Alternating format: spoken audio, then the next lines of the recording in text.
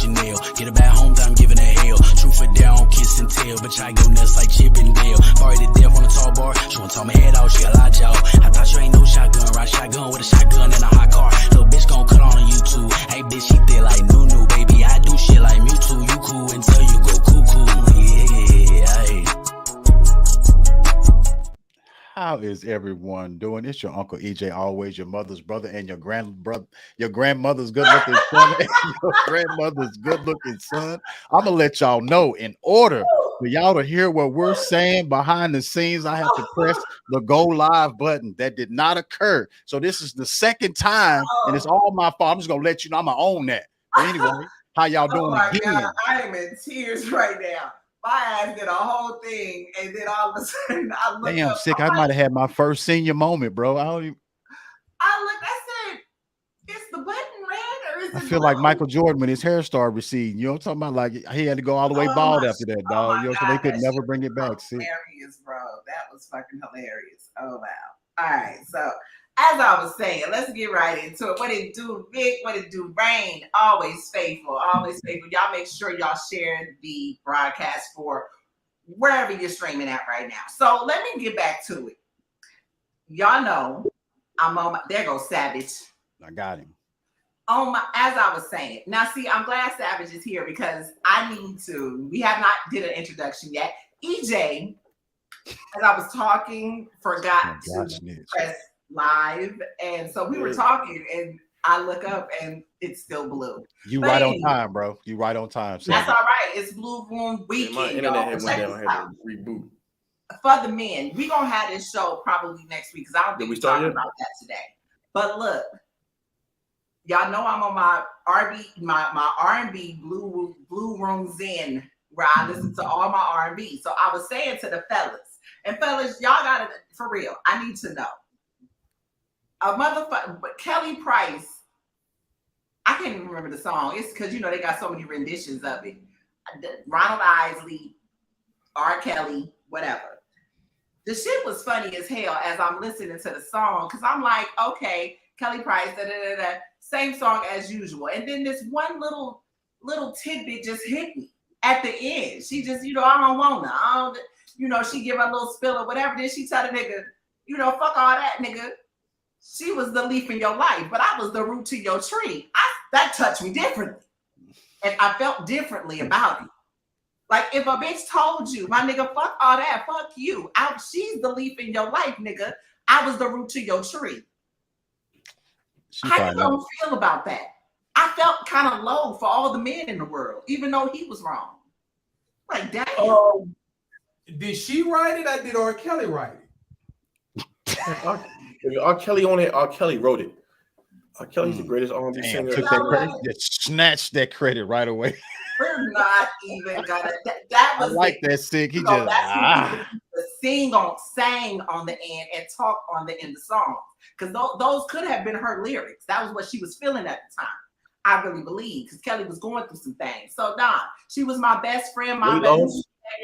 Follow me through thick and thin, my homie. And she was devastated. So she let it be known. Fuck you and that bitch. But nigga, she the leaf. I'm the root to your tree. I'm just saying. It made me see the song in a whole nother different way. But anyway, it is Blue Room Weekend, y'all. If you have not gotten your tickets. Get your tickets or your pay-per-view. Get whatever.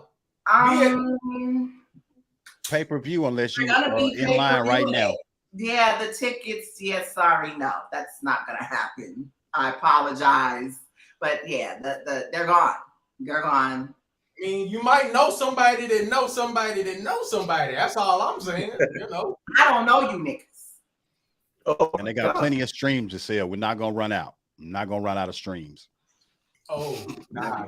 We got them on. Running out of tickets, but can't run out of streams. For the actual price. Not just actual price. Mm-hmm. Which may, MSRP. ARP, he might tax you on that day. Like, hey, you waited too long. Early bird gets the worm. You know how that go. You know how we do. Y'all better be careful. Remy charging 65. I'm talking about the price of the brick is going up. The price, it's a drought out here, my nigga. This ain't the rain here. It's a drought out streets. Yes. But we good though, I know some of y'all get paid. You know what? You know what, Cal Brown? Yes, Lord. It's a little teal, but you got it. You got it. Yes, Lord. He said that cup is a little blue. Yes, yes, blue. yes. Yeah, all type of different shades. All type of different shades. Yeah. Start off, EJ. Started off each. Started off. I'm telling you, hey. Hold on, here comes Savage back in here. Hey, when I'm ready to shoot. Like Sick is already ready. Like he want to go to the last topic, which I thought was like the headline and topic. Because when I brought it up, he was like, and I was like, I didn't know. You know what I'm saying? I didn't know. It teal. You know, that's the. You know, come on now. Teal. That's one of the blues. Yeah. Aquamarine face ass. Aquamarine. Yeah. Aquamarine. But yeah, Sick is anxious to get to the last topic, and I'm not sure if I should accommodate him just yet. I mean, I might want to keep these people hanging. We can go in order. Just know when we get there, you know, I'm shooting. Okay. Well, to go in order, the first topic that we wanted to talk about today is Bamboozled. Right? Bamboozled, run them up. You know what I'm talking about? You know the old time, you know, back in what was that? The 60s and 50s when the old school R&B guys would be on the road on the blues, people would be on the chitlin circuit and then mess around and see Elvis or somebody else then took their song and re-recorded it. You know what I'm talking about? That type of joint.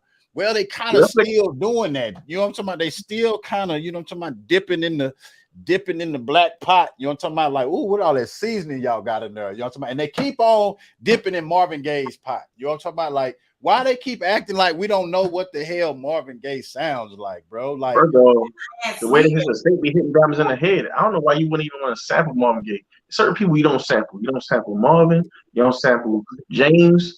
You don't sample Sting. It's a few of them dudes. If you sample them, they taking all your money anyway. Yep. So you don't mess with Nintendo. Nintendo will get you, boy. You hear me? Nintendo don't play. But yeah, let me share the article with y'all because one Mr. Ed Sheraton is in court right now. So what you drinking on, Sick? I got me some Moscato over here. Moonshine. This boy here on the moonshine. I'm from the 502, Louisville, Kentucky, home of the moonshine. Is on and popping, baby. You gotta know what you're doing. I kind of mixed it though. I mixed it with some other shit. Oh Lord, it's gonna be a long night, Jesus. Okay, so check it out. What we have here is both song samples, the Thinking Out Loud and also the song sample for Marvin Gaye. And you're going to get to hear them side by side. Check it out. Baby,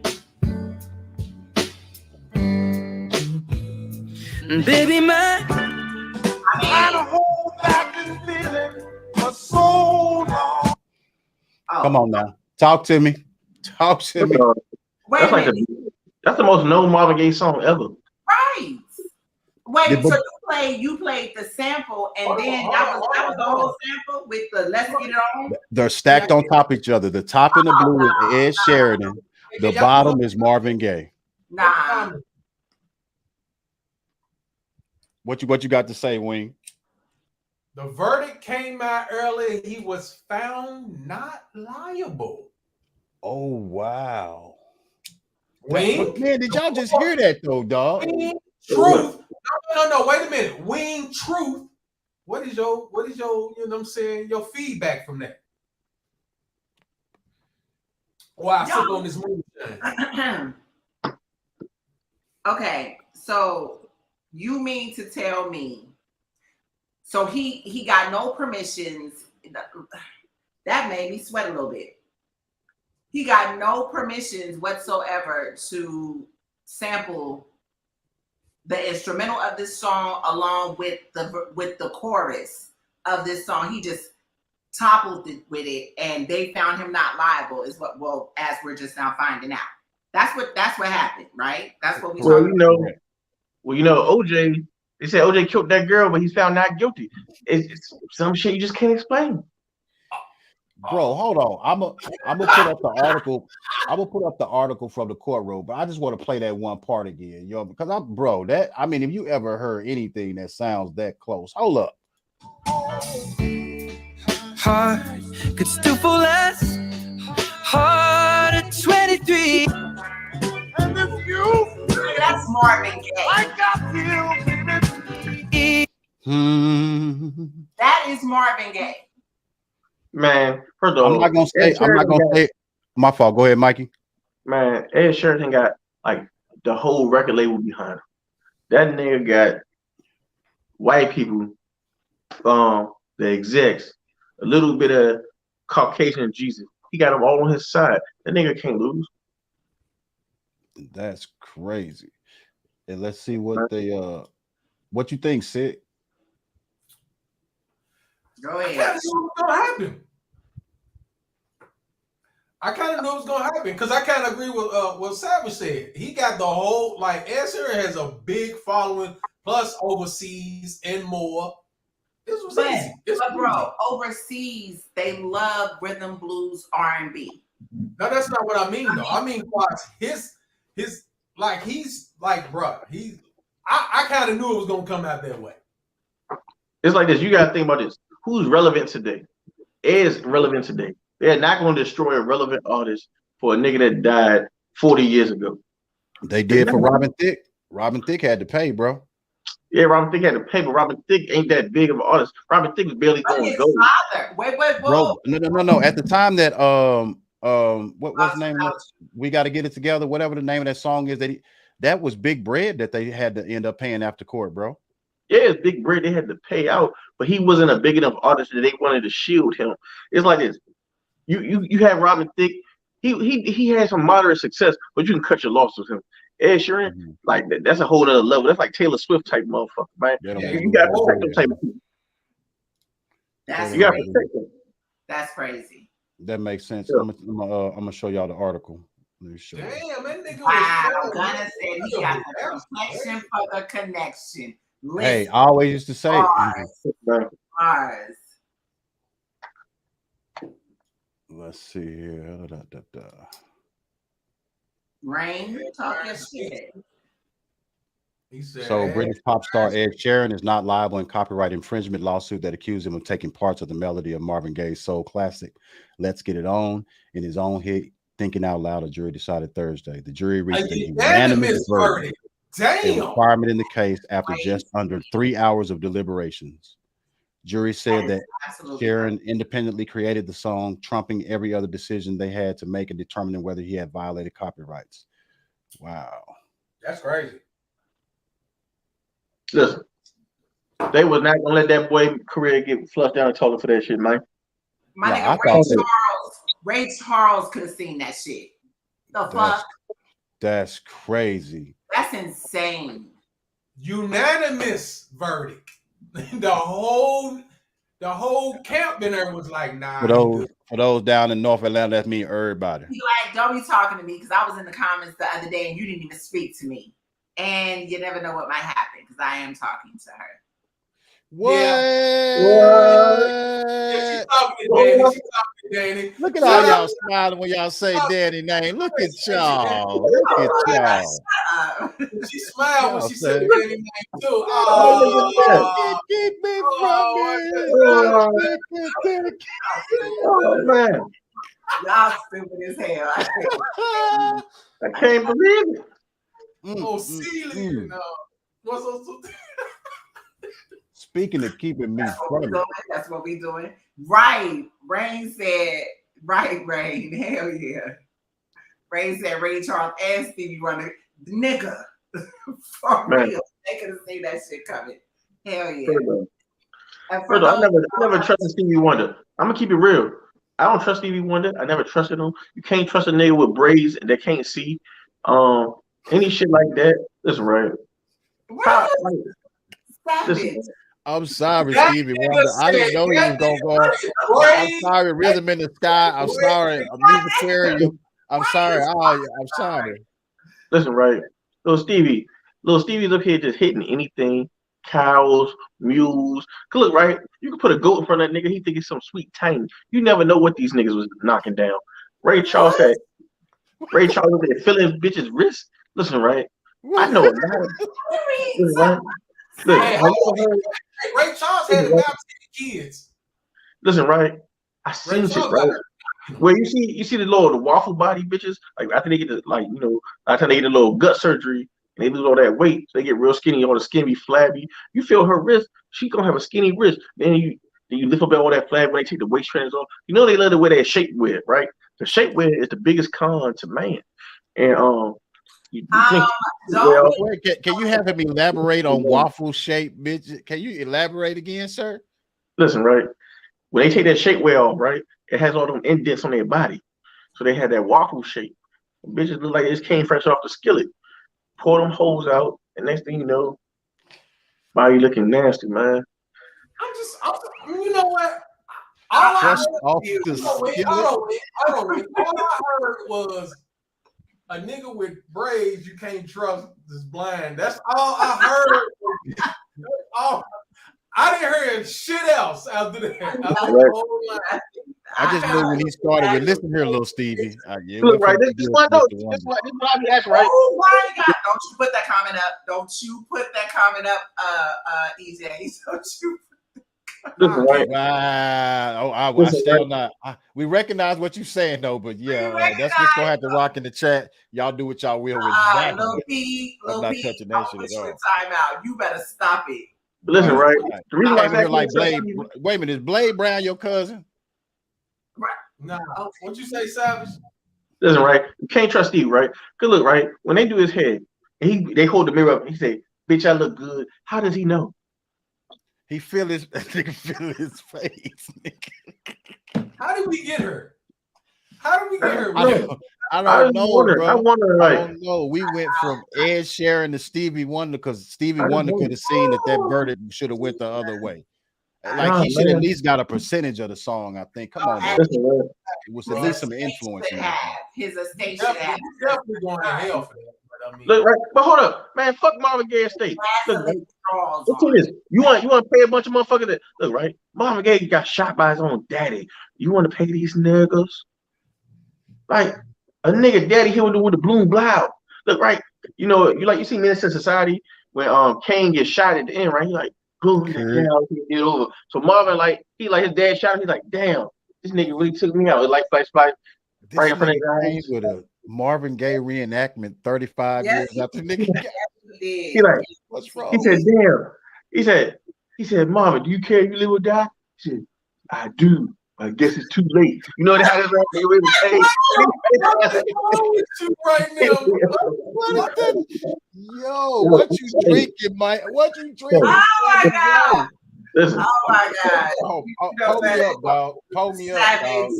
Pull me up. I'm telling you, I seen Minister Society like a ragged town, right? He like, what's going on?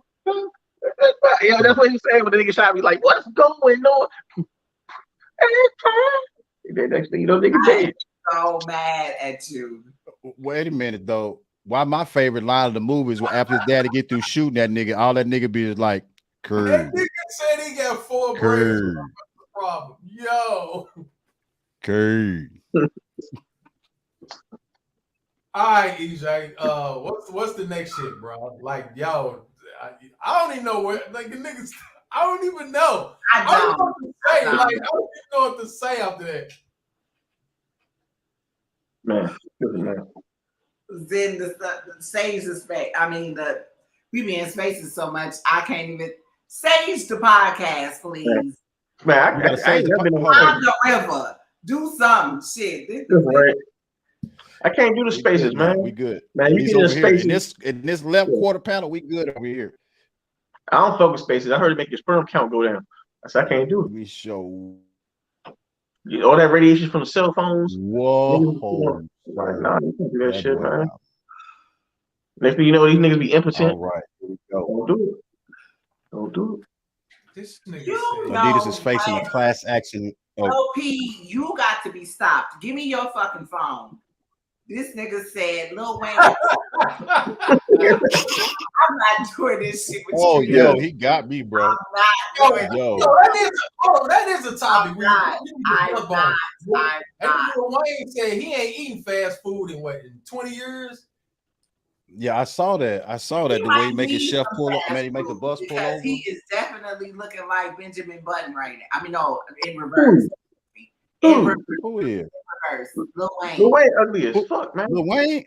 Man, I said Benjamin in reverse. In reverse. What, Man, he started like old?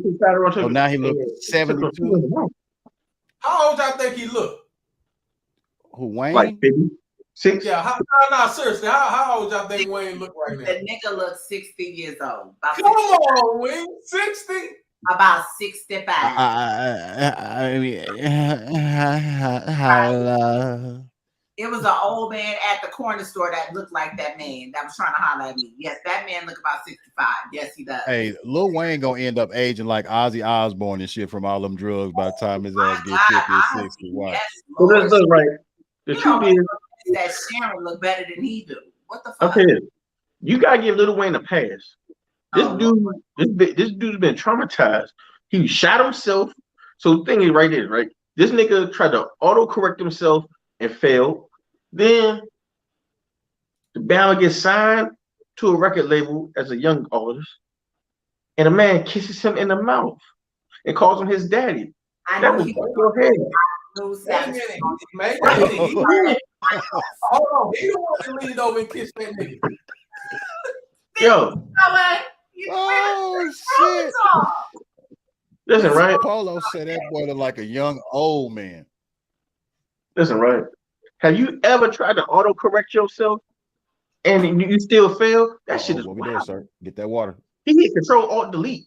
Get And that that's water, sir. crazy because I really became a Lil Wayne fan when I saw an interview where he was talking about how he would read the dictionary just on a regular basis and just, and oh Lord. So the nigga read a dictionary to come up with bling bling. Oh, get the fuck out of here. That nigga's ass. You know what? I'm checking out. I'm sorry. Lil Wayne is ass. He's ass. Lil Wayne's ass. You said he's ass now or is he ass then? Yo, listen, right? Lil Wayne was ass up until Gilly started writing to him. That 500 Degrees was ass. That Block Is Hot was ass. Lil Wayne was ass up until Gilly started helping that nigga write. That nigga went. He was fire when he was younger. Yes, he was. What are you talking about, man? BG was writing all that shit. Nigga, Lil Wayne was fire. Man. No. We're not gonna do that. BG was locked up. Shit. When Hot Boys first came out, nobody cared about Wayne. Career. Nobody cared about Wayne when Hot Boys came out. It was about Juvie and B. Wayne. Phone call. What are we talking about? Wayne started the word bling bling. It's in the dictionary because of Wayne, not vice versa. Hold on, man. Y'all talking about Young Wayne? Young Wayne was fire. Y'all bugging now. Y'all. Bro, the Carter is still one of them fire albums, bro. I don't know what y'all talking about. I mean, I actually think the Carter 2 is better than the first one. Oh my God, they said Wayne. Now I think his better days might be behind him though. No. Listen, right? Of course. I will take dreads along with his dreads, but yeah. I will take T.I. over Wayne any day of the week and argue you their whole discography. Wayne doesn't have nothing that's better than trap music. I take King, Urban Legend. You go through, if you really want to talk about rap, Tip, and then all the stuff they were on him, Tip was killing Wayne and 90% of all their features together. And people don't give Tip enough credit. Okay, I'm not mad at that though. I really am not mad at that. Yeah, I fuck with T.I. I always said T.I. was the king. T.I. or Jeezy though. I got T.I. I would take T.I. as far as what record quality. I take Tip made trap music. Listen, right? Hold on, Savage. So what if we throw in Lil Wayne's mixtape catalog? I still not fucking with that. I'll tell you this, and I take Tip over all the niggas. Tell you why? Cause look, right? If Kid Slade can go get on the stand and tell we're not doing this. We're not gonna do kid slave slander, okay? I'm just saying, if that nigga can tell, I can tell on the dead dude. We're not. Kid slave can tell on niggas. I can tell on dead niggas. It don't matter. I'm fucking with you. I'm not. We're not doing. We're not gonna do kid slave slander. Why not? I'm just saying. Because we're not. I'm just saying. You know, drinking out the blue cup and glowing and shit. I'm just saying. Why we not? She's radiant. This hey, y'all put a 1 in the chat if Wing is looking radiant today on the show. All I did was change my facial care regimen. I tell you, the worst rapper ever is Fabulous. Fabulous is ass, and I wish people want to address that subject. You better have all of New York on your helmet, bro. That motherfucker has got by his whole career on full bar setups that are worse. That nigga's worse than Cassidy, maybe. And full bar setups. That ain't ass. They got to kill you in the comments. The slander is crazy. I don't give a fuck. Fab is ass. The only thing good about Fabulous is his baby mom. Yes, you. Only thing good about Fab is his baby mom. Fab is ass. Someone put several ones in here. He voted for like 1, 2, 3, 4, 5, 6, 7, 8, 9 people on here, I think. Okay, is the rusty wig? Is it better? I mean, you know, it's old. Now, Polo, you got a point. Fab got them soul tapes is the only thing that saves Fab career. If it wasn't for the soul tapes, Fab career would be over. And his features. That nigga's an RBE feature god back in the day. Money, Rick Ross, Rick G, Jeezy, cornball ass. Oh my god! You know Drake. I really no. I fuck with Drake heavy. Don't do that. Don't do that way. Don't do that way. His collabs, I'm not mad about, but Drake made his name off of recycling. No, I'll tell you this: if you don't fuck with Drake, from the Bay. He recycled every fucking body from the Bay. Trash. I don't own a Drake song in my phone. What? Yo, Sick, you don't get no bitches. If you don't like Drake, you don't get no bitches. Yo. I ain't gonna hold you. You don't get no bitches. If you don't fuck with Drake, you don't get no bitches. I'm telling you. Nobody's saying I listen to Drake. I do listen to Drake. I do now. I didn't listen to Drake. I didn't listen to Drake when he first came out because I kind of felt away. I thought he was I thought it was kind of disrespectful. The first song I heard, he had basically he stole. Well, I'm sure he got permission, obviously, but he came out with a Mac Dre song, and I kind of was like, "Who the fuck is this nigga?" See, Wayne, I kind of felt away about that. I'm chasing Wayne. I mean, you're a woman, Wayne. You skating on thin ice, Wayne. Huh? You skating on thin ice, Wayne. Can't be talking about Drake. Sorry. Wayne don't get no bitches either. Wayne don't get no bitches. You cannot. Oh my God. You cannot remake a Bay Area Legends song and it don't sound the same. It don't give. Bay Area has a hypey movement that it wasn't. Tell me when to go. It wasn't giving. It just wasn't giving. But that was on a YG song though. So it's technically a YG song he was on. No, that was his song actually. Nah, you talking the song you talking about? The Mac Drake, and then he did a Too Short song, and it was kind of like, why? Right. Because that's what he do. I don't even want to talk about that with dance like this. Yeah, put Degrassi back over there. No, you brought him up, Wayne. I was saying. I didn't bring him up. No, that was Little P that brought him up. I read a comment. Man, I'll tell you this. Sick. I can't listen to Six takes on music anymore because he don't get no bitches. Now, because he don't like Drake. I'm just telling you. He don't like Drake. Don't get no bitches, man. That's my man, though. I love him. I love Sick. That's my dude. Yo, don't listen to Drake. I can't listen to you, man. I will bump Drake in the ride. Oh, hell no. I'll listen to Drake and Mariah. Drake and Chris Brown. I like the Drake and Chris Brown song. I mean, I like his collabs. I fuck with his collabs. I do. Yeah. Hold on, what was we talking about? We was talking about Kanye West. Let's get back since we I was letting y'all go down y'all road. I was gonna see how far this rabbit hole went and shit. We gonna leave little Drake sitting, little Degrassi sitting over there. Yeah, we gonna leave Degrassi. I used to like that show, by the way. I'm not even go for it. I like that show.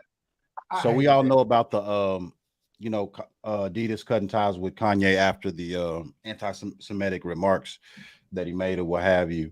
But now Adidas's shareholders are coming back to sue Adidas, basically saying that they knew Kanye was basically a hothead and was Everybody knows that.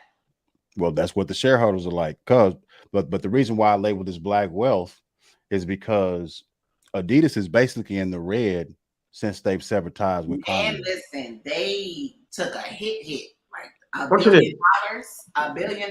Yo, let's tell you, motherfuckers wrong, right? I'm mad too. I'm But mad. look, right? Have you seen the Yeezys that ain't Yeezys? Like, cause I saw a chick in the gym that had the joints on, right? So it's like they was like the little 720s, but without the little 720 whatever on it. And then I asked the joint, I said, yo, bitch, how much was them joints? And she's like, What? she's like, yeah, these just were 220. I said, goddamn, ho, you pay full price for the fake Yeezys? I said, but bitches, when she bought them though. I said, goddamn. That's how I knew she got her coochie on EBT. But that's beside the point. Oh my god, shit is crazy. They charge a regular price. Not even a $40 holla an EBT. That's what you're doing. Where you get that at? You get coochie on EBT? She got EBT coochie, man. That bitch be outside the same way with deodorant, selling deodorant and shit. But listen, right? You know how the homeless niggas be stealing deodorant out the store? They sell that shit on the side of the store. Like, yo, deodorant, $1.50. Yo, if you ain't never bought deodorant of a homeless nigga, you ain't really living. I don't want to hear that shit. I bought deodorant, socks, shoes, drawers. I definitely get my socks. It'll be the best. Listen, right? In Chicago, they sell them right there on the corner when you pull up to the light. I ain't gonna hold you. I got some water shoes. When I go to the pool, I got the little water shoes off the bums. Like, I got the water shoes, $5. I got you, my nigga. Shit rocks. I ain't gonna hold you. Them niggas be stealing like a motherfucker. You want some feminine hygiene products? See a homeless nigga. Them niggas be getting it out the store. They be right outside the grocery store like this. I'm telling you, better fuck with them. But I'm telling you, yeah, Adidas fuck that money up. Little P, this is the Breakdown Crew Network. Also featuring Wave Gang. We don't have anything to do with that, but I appreciate your message. Right, I didn't know where that came from. I didn't anyway. Shout out. But anyway, the suit. Hold on. Let's be real though. We kind of knew that was going to happen. You can't play with white people's money for so long. But where was that? You're right about that too. But where was the social responsibility? The corporate social responsibility for them to have told them all the claims that they're speaking of. Because yes, like they said, y'all knew he was going to be a hothead. At some time he was going to be erratic. And y'all pulled out without really telling us what the deal was to even give them a vote on how to handle the situation. Y'all made a decision, and basically we losing money. Yeah, that sounds like a similar situation I was in. You got all that sounds like a similar situation I was in. Hold the fuck up. We losing money now? Yeah, it was all good just a week ago. Now we losing too much fucking money. I'm saying sick. I was in the same predicament. No bullshit. I was fucking around. I didn't pull out. And then now I lose money every 2 weeks. Okay? Shit happens like that. Like you don't pull out in time and you lose money. It's business. Now I didn't pull out in time on this merger. Next thing I know, damn, every 2 weeks a check getting hit. God damn, bitch. Blah blah. It happens. Yeah. It happened. So basically, Adidas lost 200 and what was that? It was a total of $1 billion for the fiscal year. Hold on, ma'am. Hold on. Don't talk to my round. They lost 263 million in income in 2022, in November 22. And then they in February they announced an expected loss of $1.3 billion in sales. They got it. In sales. Fuck y'all money. That's what y'all should have knew that shit was gonna happen. Man, fuck that. Let's get to this next topic.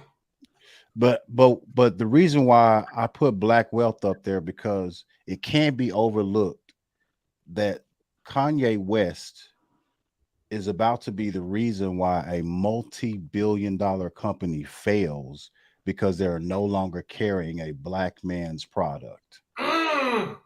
That's Say that again, my nigga. A multi-billion-dollar company is about to fail because they no longer carry a black man's product. But see, the thing is this. But see, this is the thing though. Adidas has already began talks to re-sign Kanye.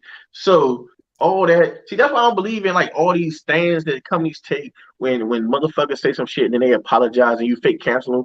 They just let that shit blow over a couple months. They just disassociated themselves with them. Now the heat done died down. Now it's like, all right, we're gonna let Kanye come back in. He can get some fake apology and say some other stupid shit. Say Donald Trump don't care about black people, and then next thing you know, they're gonna love him again.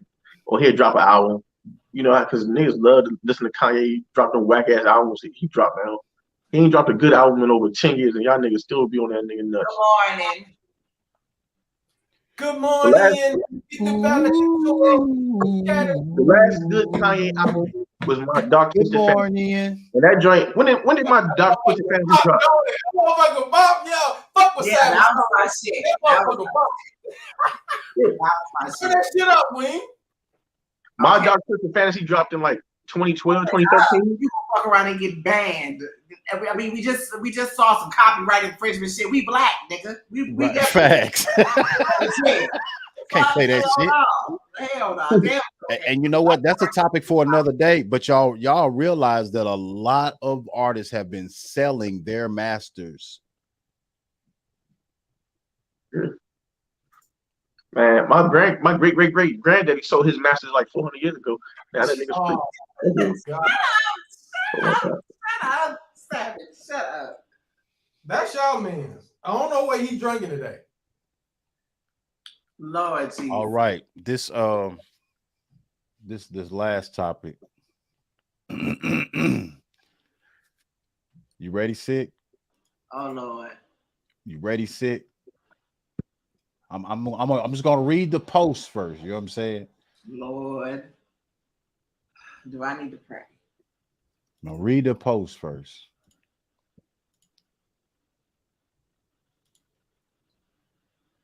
Are you not gonna post it? You're just gonna read it?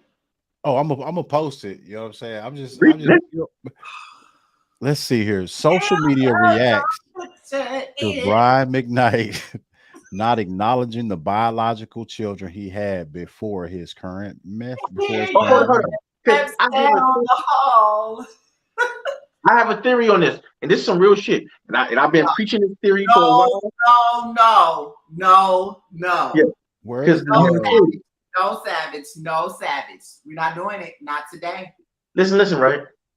It's a thing called real babies and side babies. And the thing is, right? Oh my Lord. When you with a woman, right, and you love her, and y'all have a family, and y'all have a baby, that's a real baby. You marry her, that's a real baby. You in a relationship, that's a real baby. Anything with that, it was a side chick, a jump off, or some girl you hit, or a bitch you don't want to claim no more, that's a side baby. And you know what? You know what they tell me about side babies? Side babies not real babies. You don't claim side babies in your taxes. The baby mama usually hates your guts. You don't claim side babies. But those were his first children. Right. He was married to that woman before, sir. Man, did he love the hoe though? Or was he just married to her by circumstance? Those are his children. One of them has his name. Yes, his son has his name that he named his new baby the same name. Completely. Look at this little girl sitting right here. 50 Cent got rid of his son. You made me, you know what, Lord Jesus. You made me a girl dad. He has a daughter. Hey, she must not have been girl enough for him. I can't find the messages, I told y'all this motherfucker was a deadbeat. All the weak ass songs he done sung and all that shit. All these songs. Are you saying mute? The only thing I fuck with Brian Mcknight is because he got a whole lot of motorcycles. He ride motorcycles and shit. So it's like a dream come true. That's about it. If I could be with I told y'all that nigga wasn't shit. I don't claim babies. Summer 4 left them hoes with 1 through 3, 5. Let them new bitches come with me and nail you where we all begun the song. And he started over with one. Ling. He got him an agent or something like that. I'm just saying. But I'm telling you. But he's been said this. He's been this way. Like, if y'all don't know, I'm saying he's been this way. He's acting like he said. Elaborate. He said this shit before. Basically, he said, "Fuck them kids." Listen, right? I don't know why people be looking He to said it like in 2019. It's an article where he's like, "Man, I'm doing me." I'm like, "Damn." People look at entertainers as they're the focal point for your life. You're gonna always come up short. It's just like these silly ass bitches on Twitter that be running behind Nicki Minaj and Beyonce like they fucking psychos. Look, man, these motherfuckers. I said I like Cardi B song better than Nicki last song. Motherfuckers try to crucify me. When talk about my grandma, my dad, daddy, everybody, they I'm telling you, these motherfuckers are crazy. Motherfuckers crazy. But what? Hold on, Wing. Hold on. Daddy's little girl was never really a thing for me. Nobody understands what I've been through except for my siblings. That's that nigga. That's read the rest of it. Read the rest of it, sick. That's Brian Mcknight's situation. Bro. Hey, y'all be praising these niggas, man. That nigga. Hey, sick. Hey, sick. That nigga called and said, "Hey, put your mother on the phone." Hey, I ain't never coming home no more. Take it easy. Man, listen, man. Crazy. Listen. Yeah. That's some cold. It's been like that. Now, this is nothing new for Brian Mcknight, bro. He's been this way. Like I said, that nigga had them kids over the balcony. Said my business hours are 9 to 5. I feel like, and see now, my problem with this is that if he has been this way, I feel like homegirl may have needed to check the files because he did it with his first wife. What the fuck makes you think that he ain't supposed to be like, fuck your kids too? Okay, so I got a question. For y'all. If you had a chance, would you trade R. Kelly for Brian Mcknight right now? Yes. Hell yeah. No. Motherfucker rather have an absentee dad than a motherfucker who out here. You fell for that? Kidnapping. Nah, we're not doing that. I don't want nobody out here giving golden showers. Like, what are we doing? We're not holding people hostage. That's not what we're doing. No, we do not doing that. Let me get around off because if y'all want to go at R. Kelly, go at them parents. Go at them weak ass parents who I agree. They allow they go at Sparkle. It was R. Kelly that was pissing, so they allowed him to get pissed on and go stay with the nigga. So no, I'm not holding that man accountable for nothing. The nigga got classic definitely holding nothing. That nigga got classic ass on. I'm stepping in the name of love. It wasn't his piss. Did he use somebody else's piss, sir? Right. Like what? It wasn't. He didn't know they was underage, sir. No, he didn't have. Hold on. What did Dave Chappelle tell you about that? He didn't have a pattern of this. He can't read. Have a pattern, bro. He cannot read. He may not have read. He can't read. That nigga know numbers. What did Dave Chappelle tell you about how old you gotta be too old to get peed on? That nigga know numbers. No, he don't. No. Hold on. He's from Chicago. You know them streets going numbers. Come on, get the fuck out of here. Say that again. He would have known his bank account had 0 miles. Them Chicago streets, and you go south are in numbers. They start from they start off at 1, like Brian Mcknight, first, second, third, and go all the way down to 150 something. Goddamn it! If he just don't do number, walk down the street, that nigga know numbers. Man, listen. A child predator over a nigga that said fuck them kids. We're not doing that. Bars, that's crazy. That said fuck them kids for $500. Hold up. What y'all don't know is y'all, because y'all ain't stand up on the case, he might be getting out. But the thing is this, right? Man, forget all that. But the thing is, these people out here still taking dating advice from Steve Harvey, a man who left his wife with 3 kids. Let's go, Savage. Let's go. Let's turn up. Right. This nigga left his wife and 3 kids, didn't even take care of them. Then we got a bitch and take care of all her kids and adopted them motherfuckers. Let's go. And the nigga been Crazy. married like 6 times. And y'all take dating advice from this Just nigga. learn the lessons later in life and Make a decide nigga wait to be a 90 better days. man at that point. What if he was just deciding? He talking about bitches making niggas wait 90 days. If that nigga waited 90 days, he wouldn't cheat on all his wives. And his quote unquote daughter, stepdaughters, she got her hoeing. I mean, you know what I'm saying? So what? I mean, he got her hoeing? Like Steve Harvey got on the track, man. What are we talking about here? He got on the track. I'm just saying. I'm okay. He got Lori out on the track. He said, bitch, you get your own money now. I mean, I thought that was Lori Harvey's thing she was whipping around. I didn't know that was her daddy's. That's her stepdaddy anyway. You know, he can't really tell her what to do. Maybe. First off, I ain't That's gonna his hold stepdaughter. You know, he really can't tell her what to do. I ain't gonna even hold you. If I was Lori Harvey's real dad, Steve Harvey gotta go. How you gonna take my fucking kids and get them motherfuckers your name? Niggas gotta get shot. I gotta spin a block on you, dog. You got me fucked up. You gonna have my girl calling you daddy? I seen that done before, though. That ain't got nothing to do with the old wife. She should have kept him if she didn't want nobody else to have his last name. Who else name he's supposed to have? They trying to have some continuity over there. Man, you gonna get your concert shot, nigga. Fuck you talking about? You gonna try to give my daughter another nigga name? I wish a nigga would. Oh, okay. You talking about from the male perspective? Okay. I thought you meant like the fact that. Well, I'm just saying, but you know what? Bro? That'll be you and your baby mama.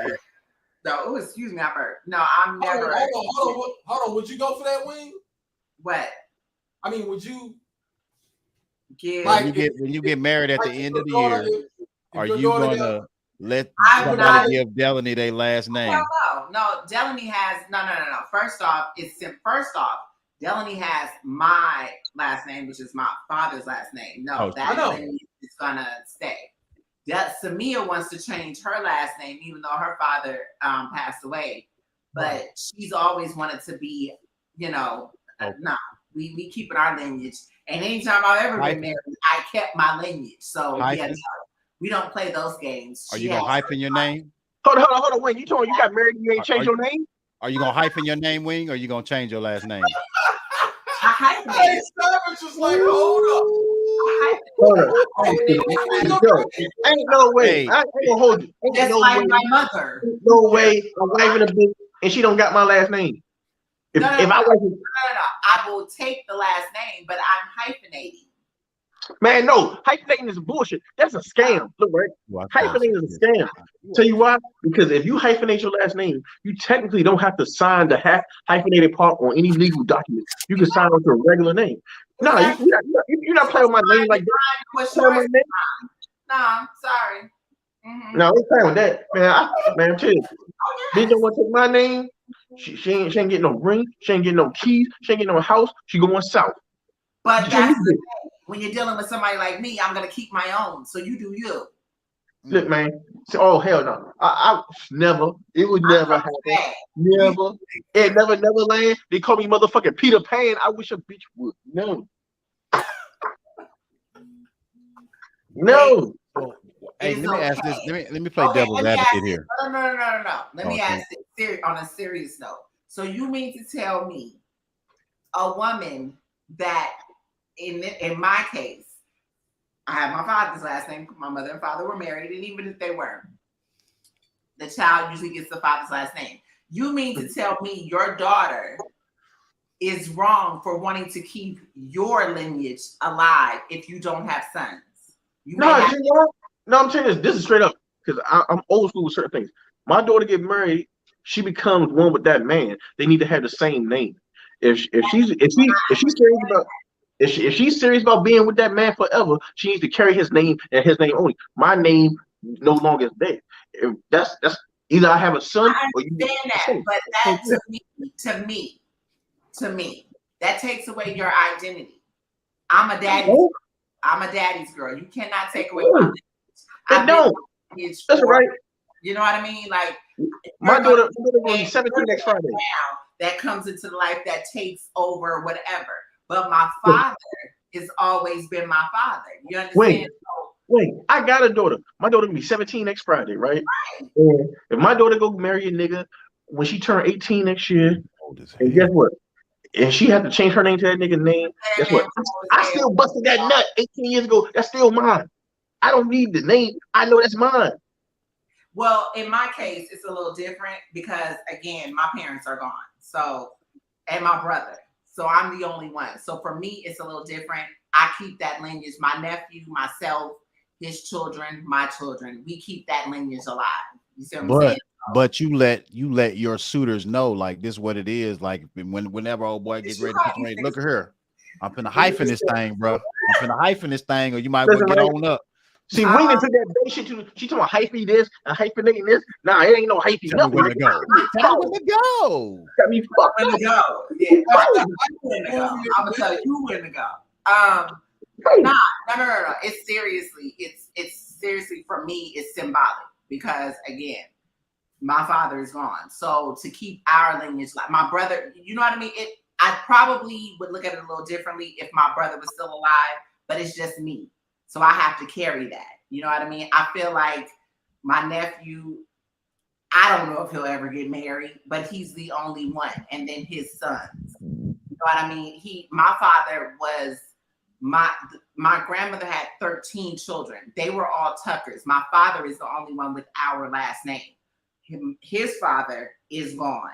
And all the other family members don't have that last name. So we are the only people with our last names. The only woman I know that shouldn't take a nigga's last name is any chick that married my brother. Because my real life brother, I have a real life brother, right? He's a crackhead.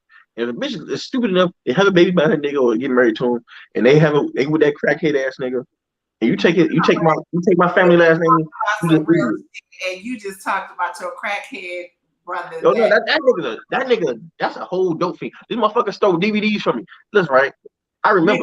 How long ago was that? Who has DVDs? DVD. Listen, right? This was like a week after my father's funeral, right? I look, right? Cause look, my brother, they're like, take care of your brother. Your daddy dead. Take care of the nigga. Help him get his life together. I'm like, cool. Nigga, come over my house, chill, right? We chilling. I said, yo, I'm about to go take a deuce, right? I go in the bathroom. Next thing I know, I hear my door shut. I walk outside. The nigga's running down the street with my DVD case. I'm sorry, y'all. I'm sorry. You know what? I ain't seen the nigga since. Y'all please start a GoFundMe for all this savages. It's right, because you know what I used to do, right? You know how you have a big ass CD booklet, right?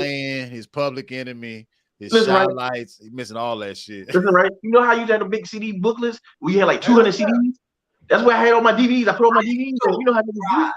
I had that shit too, but you know. And I see this nigga just run down the street with 2 of them. I had 2 of them. Just like, it's like a rack of DVDs and CDs and shit. I had all the flicks in there. I had, look, right? Not the flicks. Listen, right?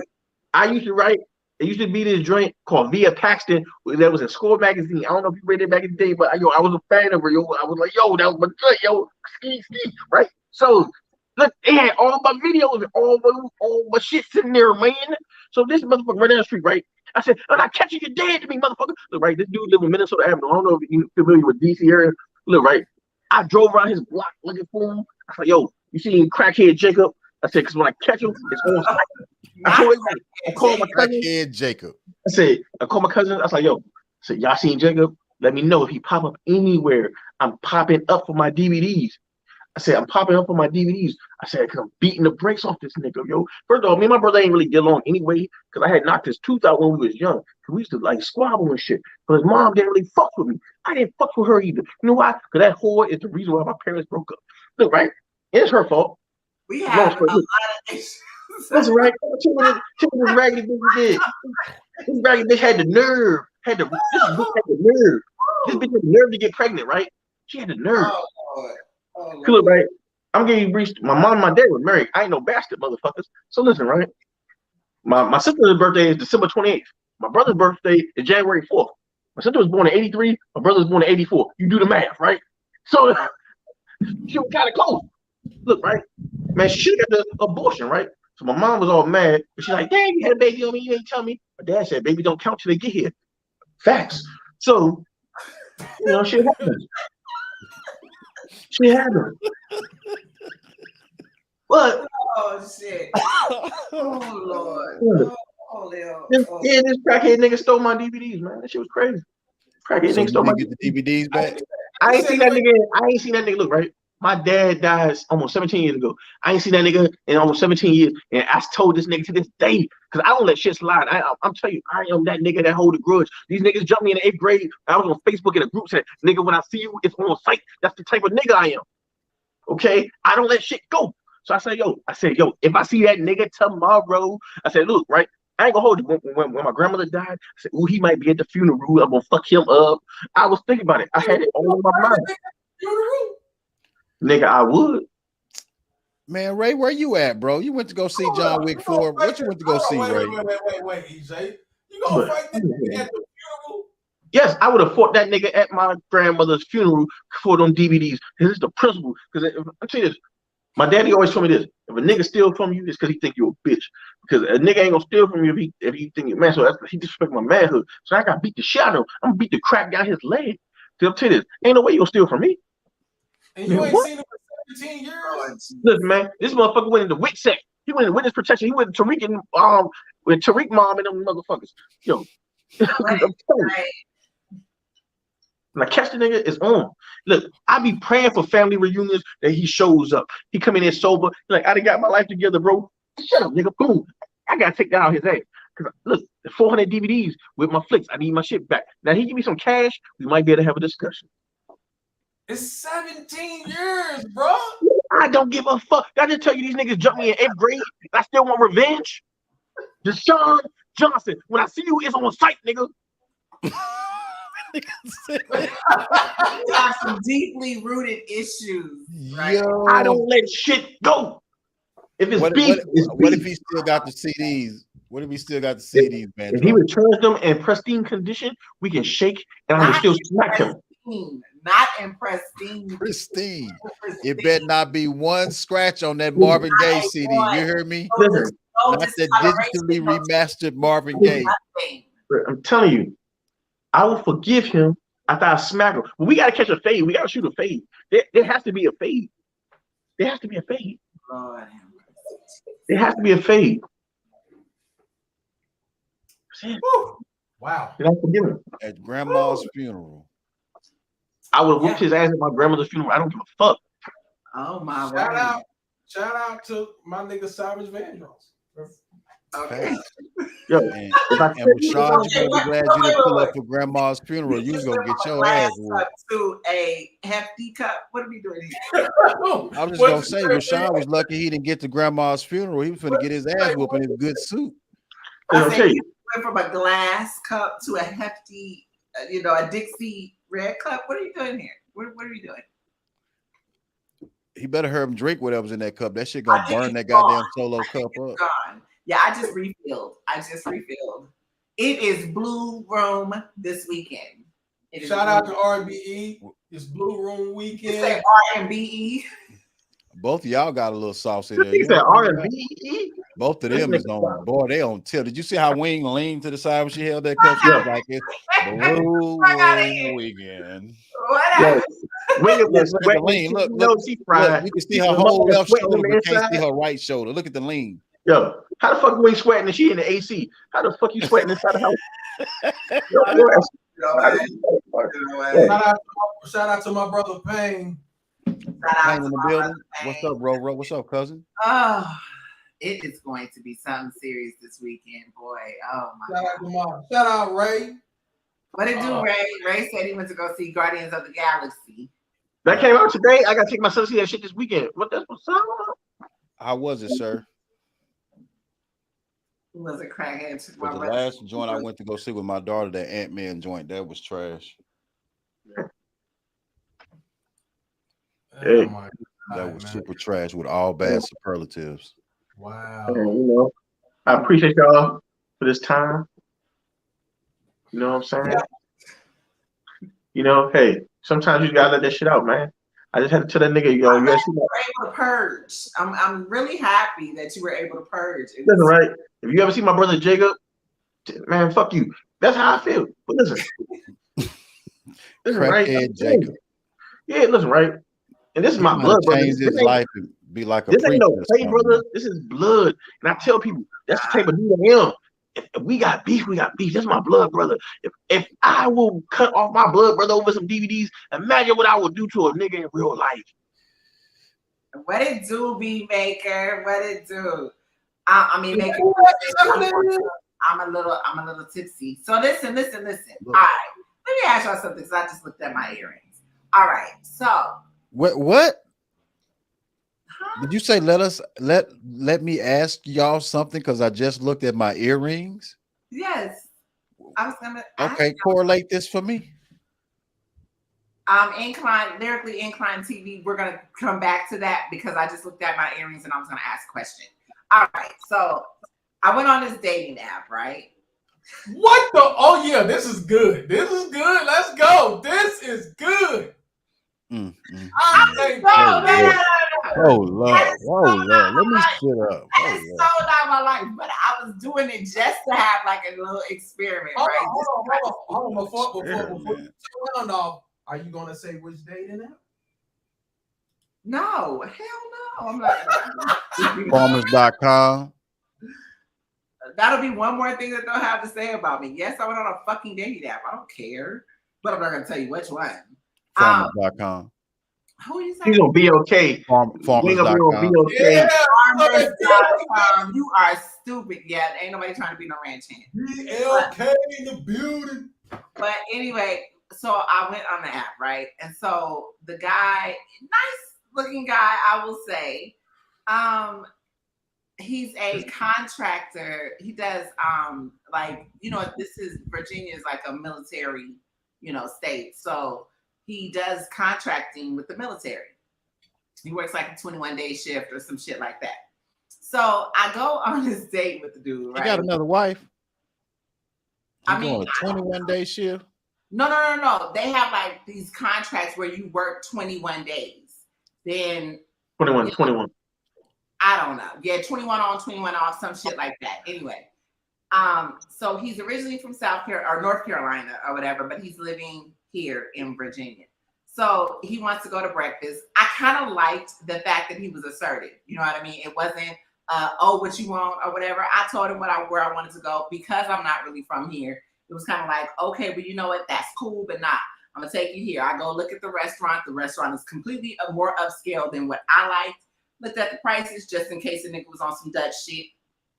Make sure, you know, and make sure everything was okay. So that was fine. So we go out for breakfast. He's on time, very good. He was very much on time. Well, I'm gonna leave all the other particulars for a minute because we'll come back to that. So now let me scroll back a little. No, you know what? I'm gonna tell y'all the story, then I'll come back to that. So there was some things that I was kind of like, I don't know about. So we'll come back to that. So anyway, we go to breakfast and everything is cool. You know, I forget how we get into the conversation, but I'm like, yeah, my peoples be trying to say I'm ghetto bougie or whatever. And he's like, you know, he laughed and he was like, yeah, you definitely bougie because you did this and this and this and you asked for this and you did that. And, you know, we laughing about it. Then like minutes later, we ain't even talking about that conversation no more. He comes back and he's like, yeah, he was like, yeah, because them earrings ghetto as fuck. That was a wonderful setup. I stand corrected, man. Whoa, so he just shot you? Shot me.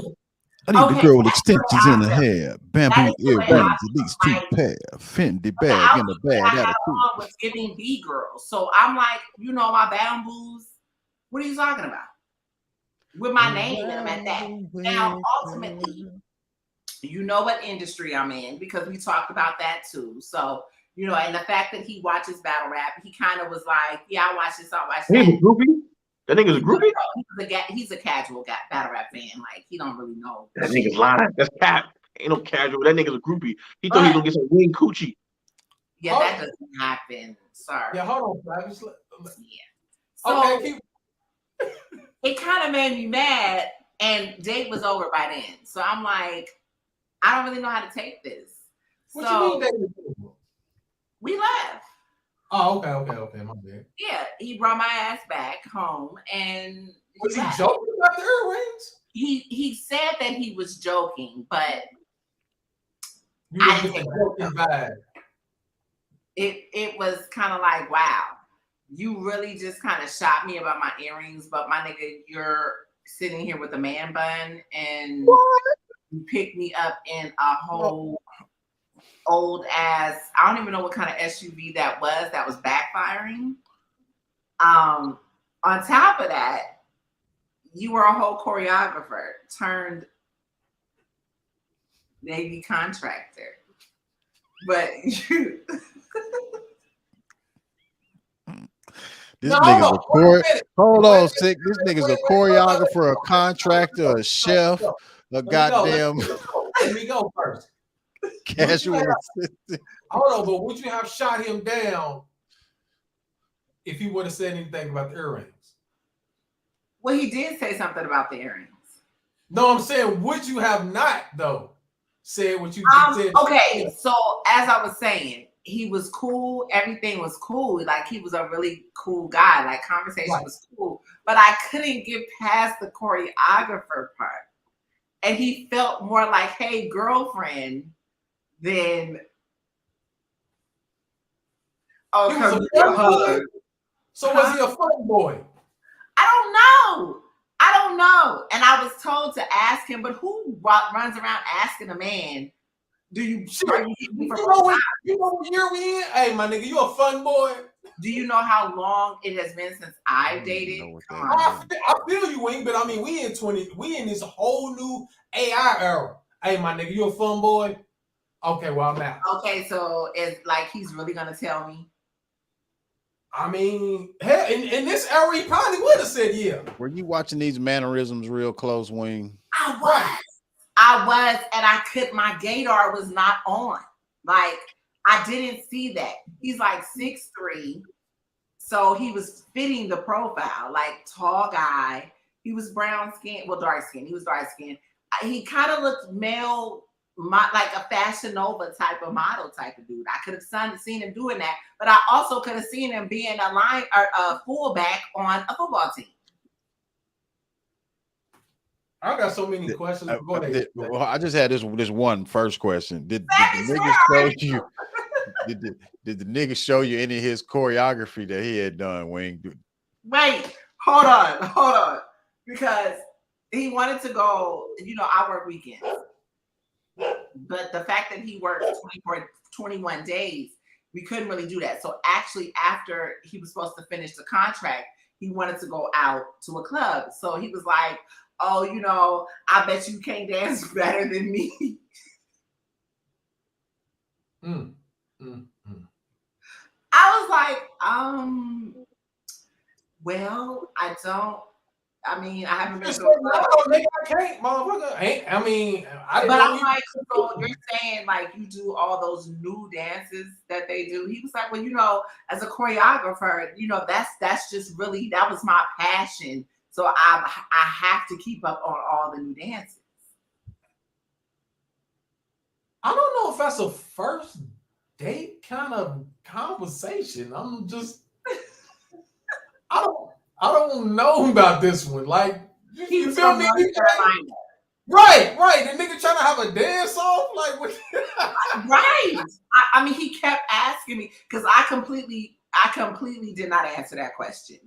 I was like, yeah, no. Was this before he said something about the earrings or after? This was before. We had been talking for like a month. I had talked to him for like a month. So okay. Yeah. Oh, come on. You know how I do. I had been talking to him for like a month. Finally, he had been asking, oh, what are you doing for breakfast? Or, you know, let's go get a light breakfast, or let's just go to the beach. Yeah, I don't know you. You gotta know who mama is, your kids. Like, I need to know everything. So finally, I decided to say, hey, I got time. So yeah, breakfast was cool. Wayne, can I ask the question? How much was the bill? That's a good ass question. This is what the morning open. No, put that. How much was the bill? What kind of the bill was like 60.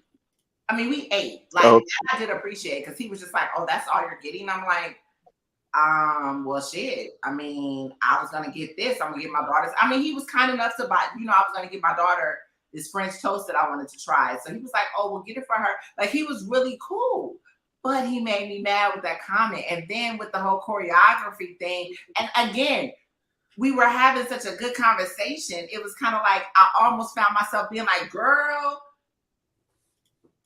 then I felt like, "Oh shit." No, block your blessing. Girl, what? Girl, what? Yeah, You know, girl. But hold on. So you didn't know he was a choreographer before y'all went out? Yeah, that's what I'm saying. He had told me that. Hey, to piggyback on that question, my question was, Wing, is this the first choreographer you've gone out with, or is that just like your type?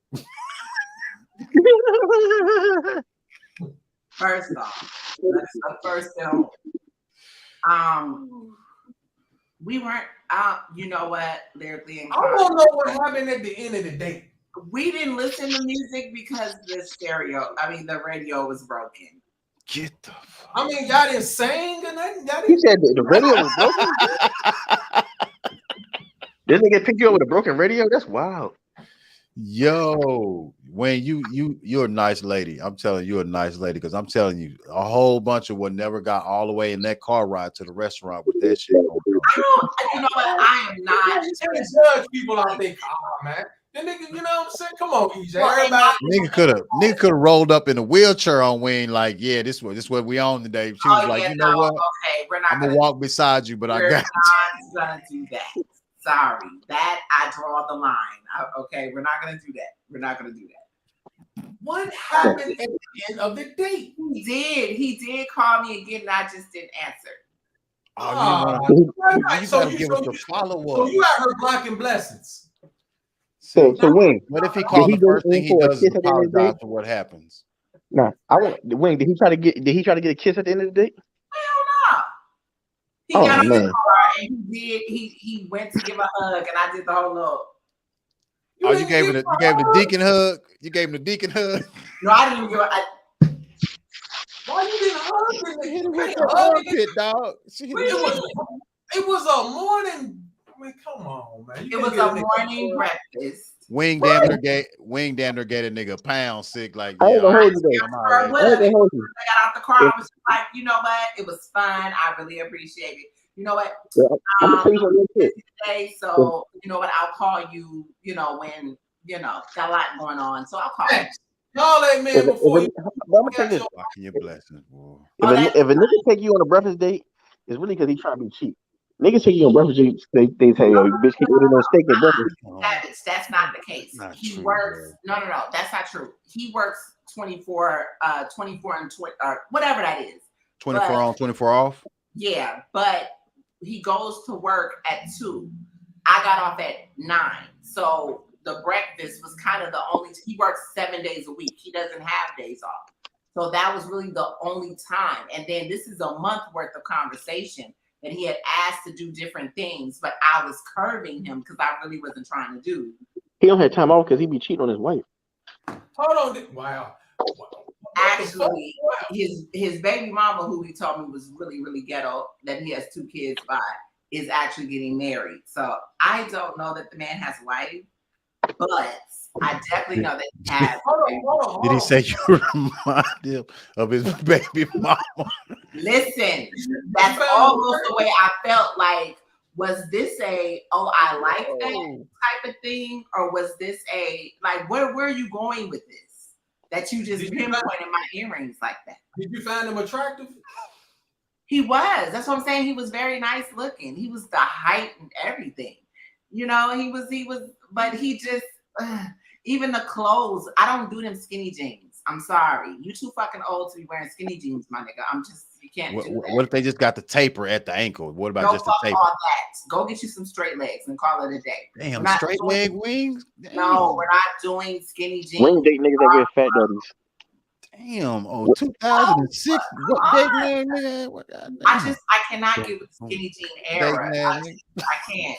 I'm not doing the hoochie daddy shorts. No, nigga. No, I feel you on the hoochie daddy shorts. Shorts got to come to the knees. Okay, we're not doing that. Okay, maybe not straight leg. Whatever pattern of jean y'all wear that is not tapered at the motherfucking leg where you look like you got on leggings.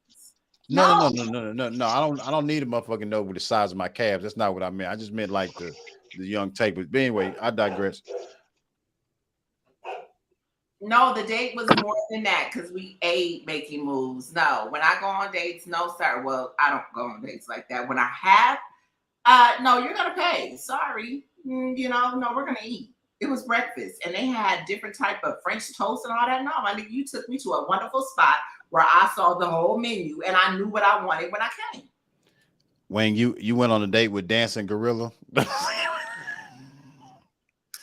Definitely. That nigga had on tights and a fanny pack and shit. Where listen.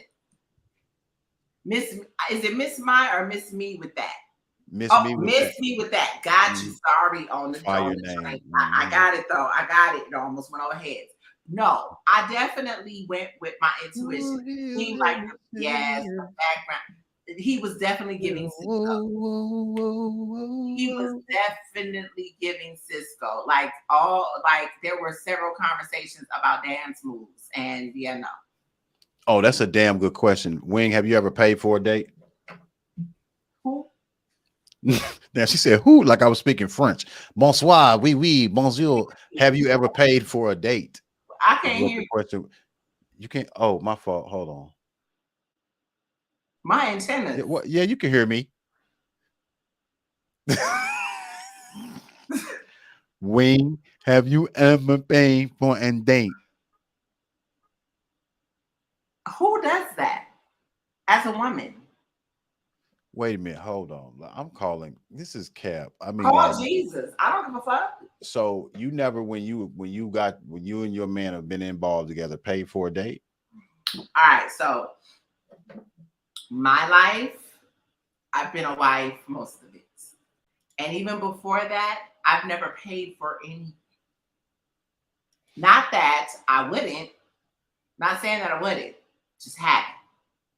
Oh, that's why you like what? That's what you're supposed to do as a woman. See, I ain't gonna hold you. I got like a dating rule that if by the third date, if a woman don't offer to at least pick up the tab or the tip or something like that, I ain't fucking with you because you just getting in my pocket. I feel like if you interested in the person, it should be reciprocal. So it should be like even if she's not offering to pay for the date, she at least should say, "Hey, you want me to get the tip or something?" Because it's like, yeah, I don't know. I might do that, but listen, no. My father, let me tell you something. I stick very close to how I was raised. My father went and took my mother out for coffee, asked for a second date. My mother said, "You're not going to meet my family or be anywhere around this town with me looking like that." My dad was very frugal. He was a military young guy. So he looked like a whole herd. My mother took her Nordstrom's charge card, bought that man 5 pair of pants, 4 shirts, and 3 ties. You won't even pay for a date. No. That what I'm saying is, I don't look at it like that. I look at it as there's certain things that men reciprocation, equally yoked.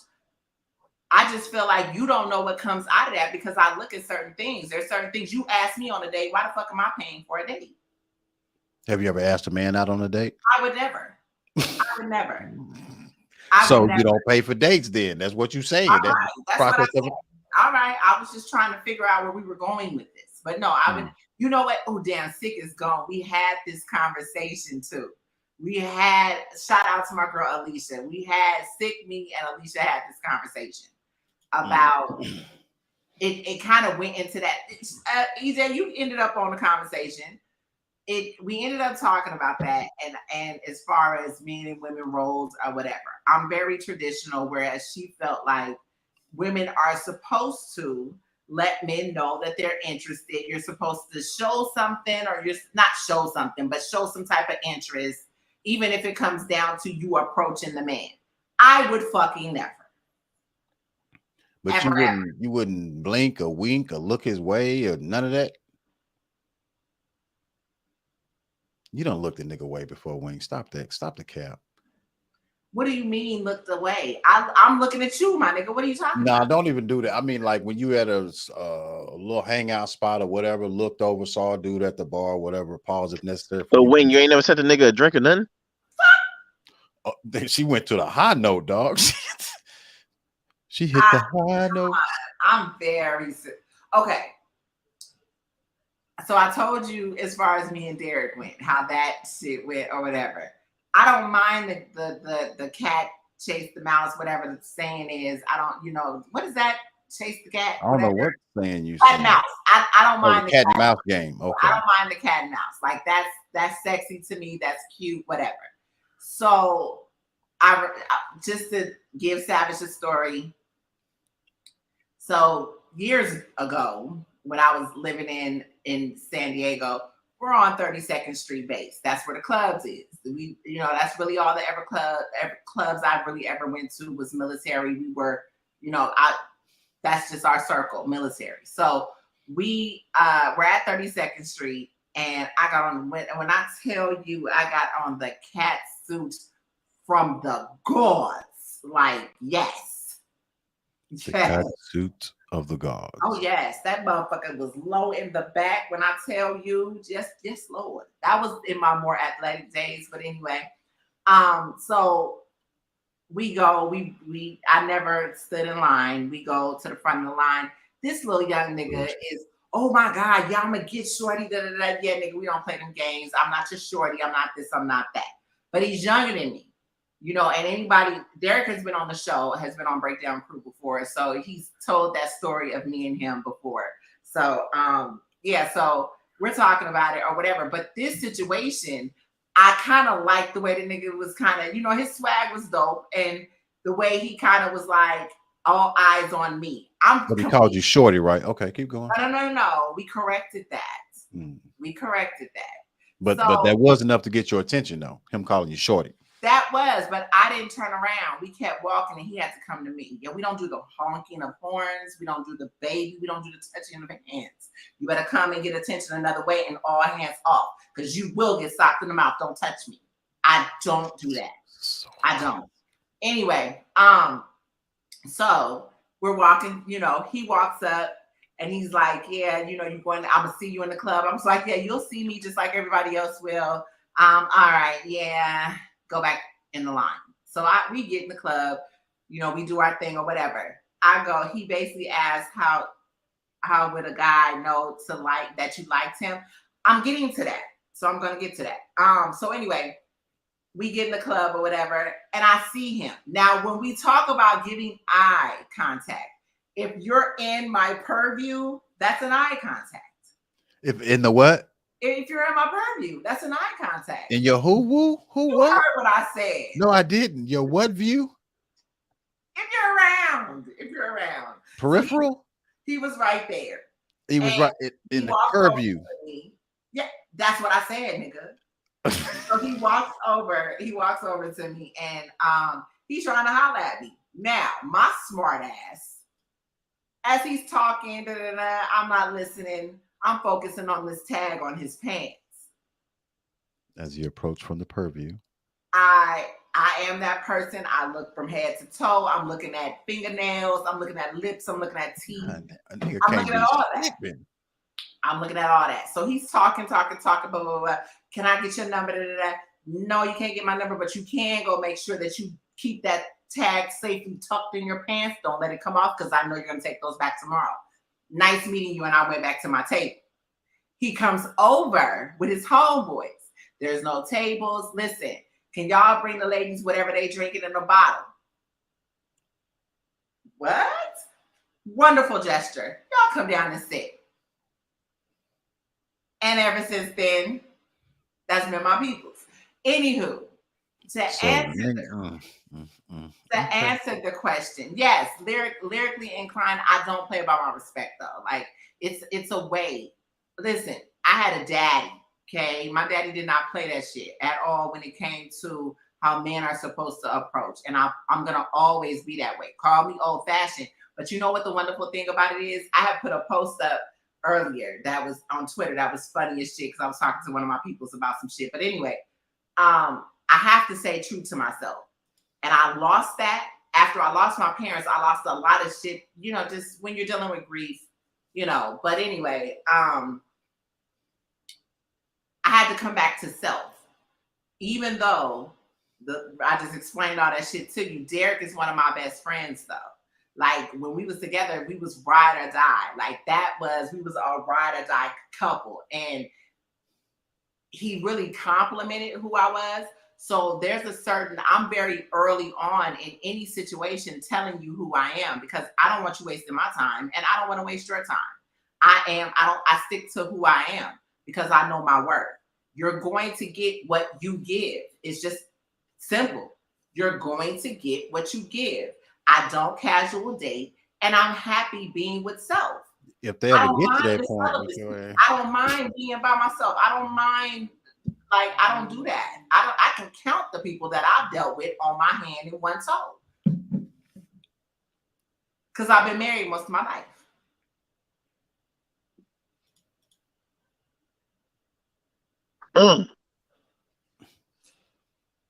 Why do I have to do that? Who says I have fun? God damn. So I do have fun. I have a lot of fun. But who's to say that I have to basically subject myself to what the status quo is? What happened to chivalry? Let's get into that. Savage, where you at? What happened to chivalry? What happened to men being men? Child support is what happened to chivalry. Well, see, that was your fault for slipping. You got caught slipping, my nigga. I did too. Let's not get it twisted. I did too. I did twice. The first one I married. The second one I didn't. But I got caught twice too. So women get that same problem. We had that same problem. The only difference is I was with him for 5 years before he caught my ass up. But I do long-term relationships. Like, I don't get into situations and do not expect long-term. I don't do it. So for me, yeah, I probably will end up that woman with cats, because I just don't, that's not me. And I do have fun. I have a lot of fun. So, you know, but a man does not define what I need to have fun. I have children. If a man that fits what I need, and here's the thing, stability is fine. It doesn't matter the job. It doesn't matter the vehicle. He has to have stability, but he has to meet the mental capacity and to be the person that I need him to be in life. Because how the fuck are you with somebody and you're not even compatible? So what if his credit score is like 250? Damn, we're gonna have to work on that, sir. You can even get a 250 apart. We're gonna have to work on that apart. Yeah. You said apart. Yeah, we're gonna have to work on that apart. That's fine. He can have that, but we will work on that apart, where he's at his abode and I'm at mine. I will never do that again. I did not mean to say that.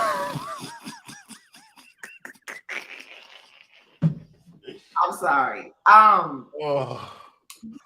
It's wine.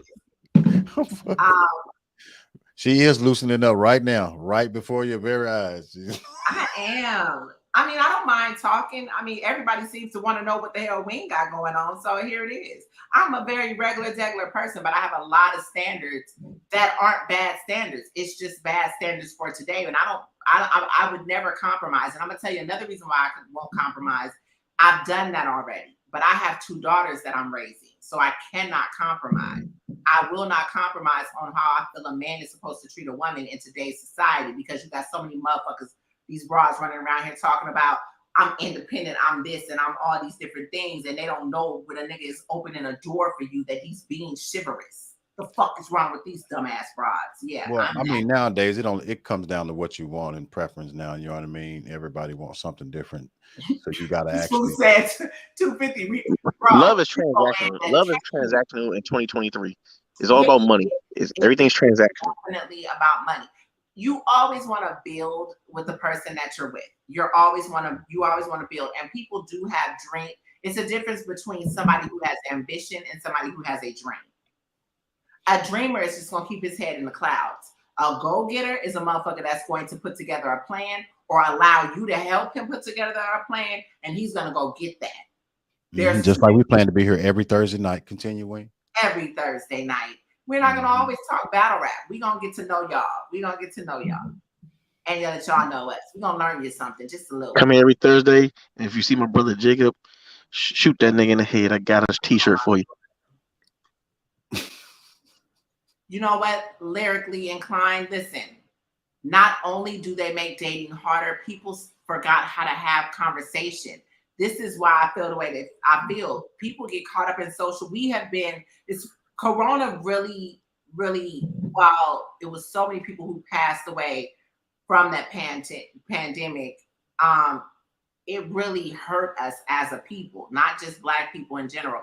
People forgot how to be social. People forgot how to talk, approach people. Like, it's like in 2 years, we completely forgot how to coexist.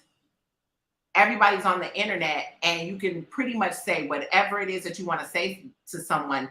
And when you get in the streets, it's like you don't know how to be yourself. People forgot how to be themselves.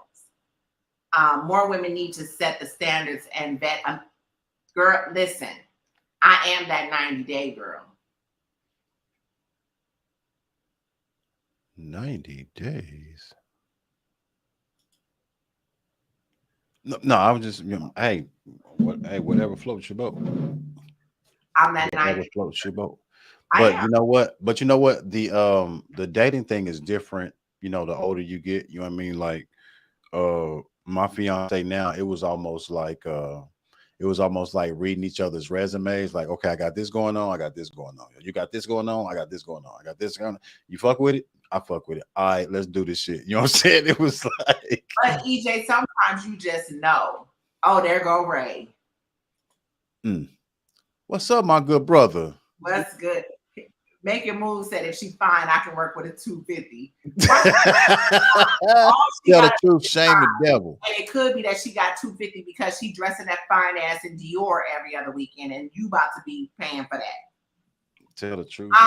90 days, sir, for anything. You're not coming to my house. You're not meeting my children. You're not doing anything. I hear you. I hear you. That definitely on the one when you have children. Yeah, 90 days. Yeah, that's the difference, though. I mean, well, no, it really wasn't the difference. But you know, men is like, we ain't gotta go to your house. We ain't gotta meet your children. We ain't gotta meet your mom to do none of that.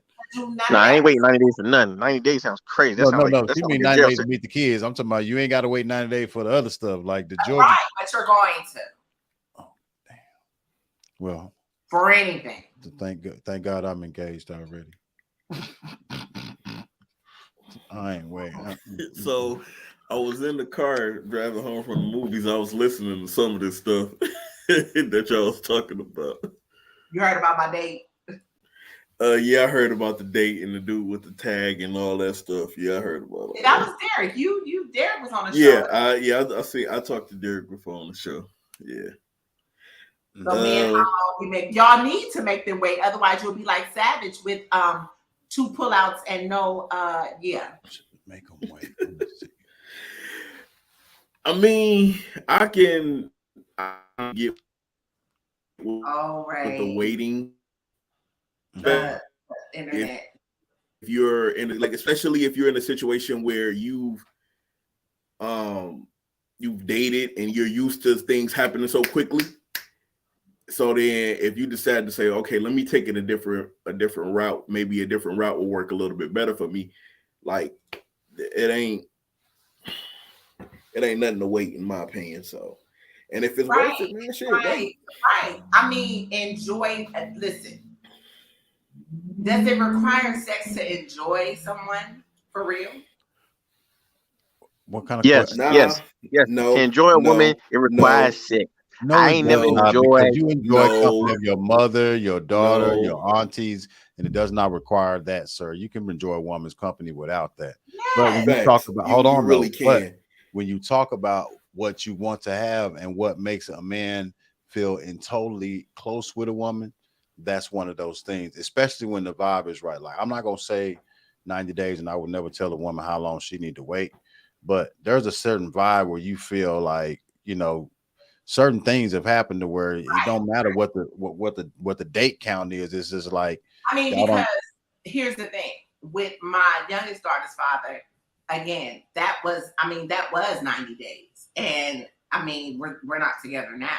You know what I mean? But when we were, it was like, it was so like, that was my best friend. He just had issues that ended up, you know, throughout the years, because you never really know somebody until you live with them. And then once I moved, you know, once he moved in with us, it was kind of like, you know, shit was good for a little while, but then things started to happen that you wouldn't know until time. You know what I mean? And even then we could have gotten over that hump, but unfortunately, I know me. Put it like this. I know who I am.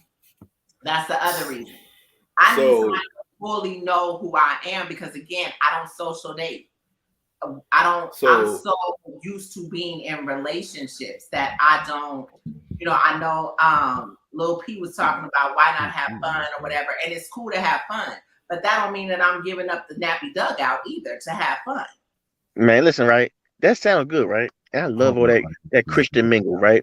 That Christian mingle is a wonderful That's not thing. Christian mingling, though. What you talking about? We can but go fellowship ahead, together. Savage. Go ahead. We can read some scriptures. We can kumbaya and hum. I'll tell you this. It's only so many breakfast dates we gonna go on. So many dinner dates we gonna go on. And I don't get no freak on, because by time we get to the morning time, I'm gonna find my way to the promised land in somebody else's country. Can I get an amen? That's okay. I'm completely fine. Okay, here's the problem though with all that, Savage.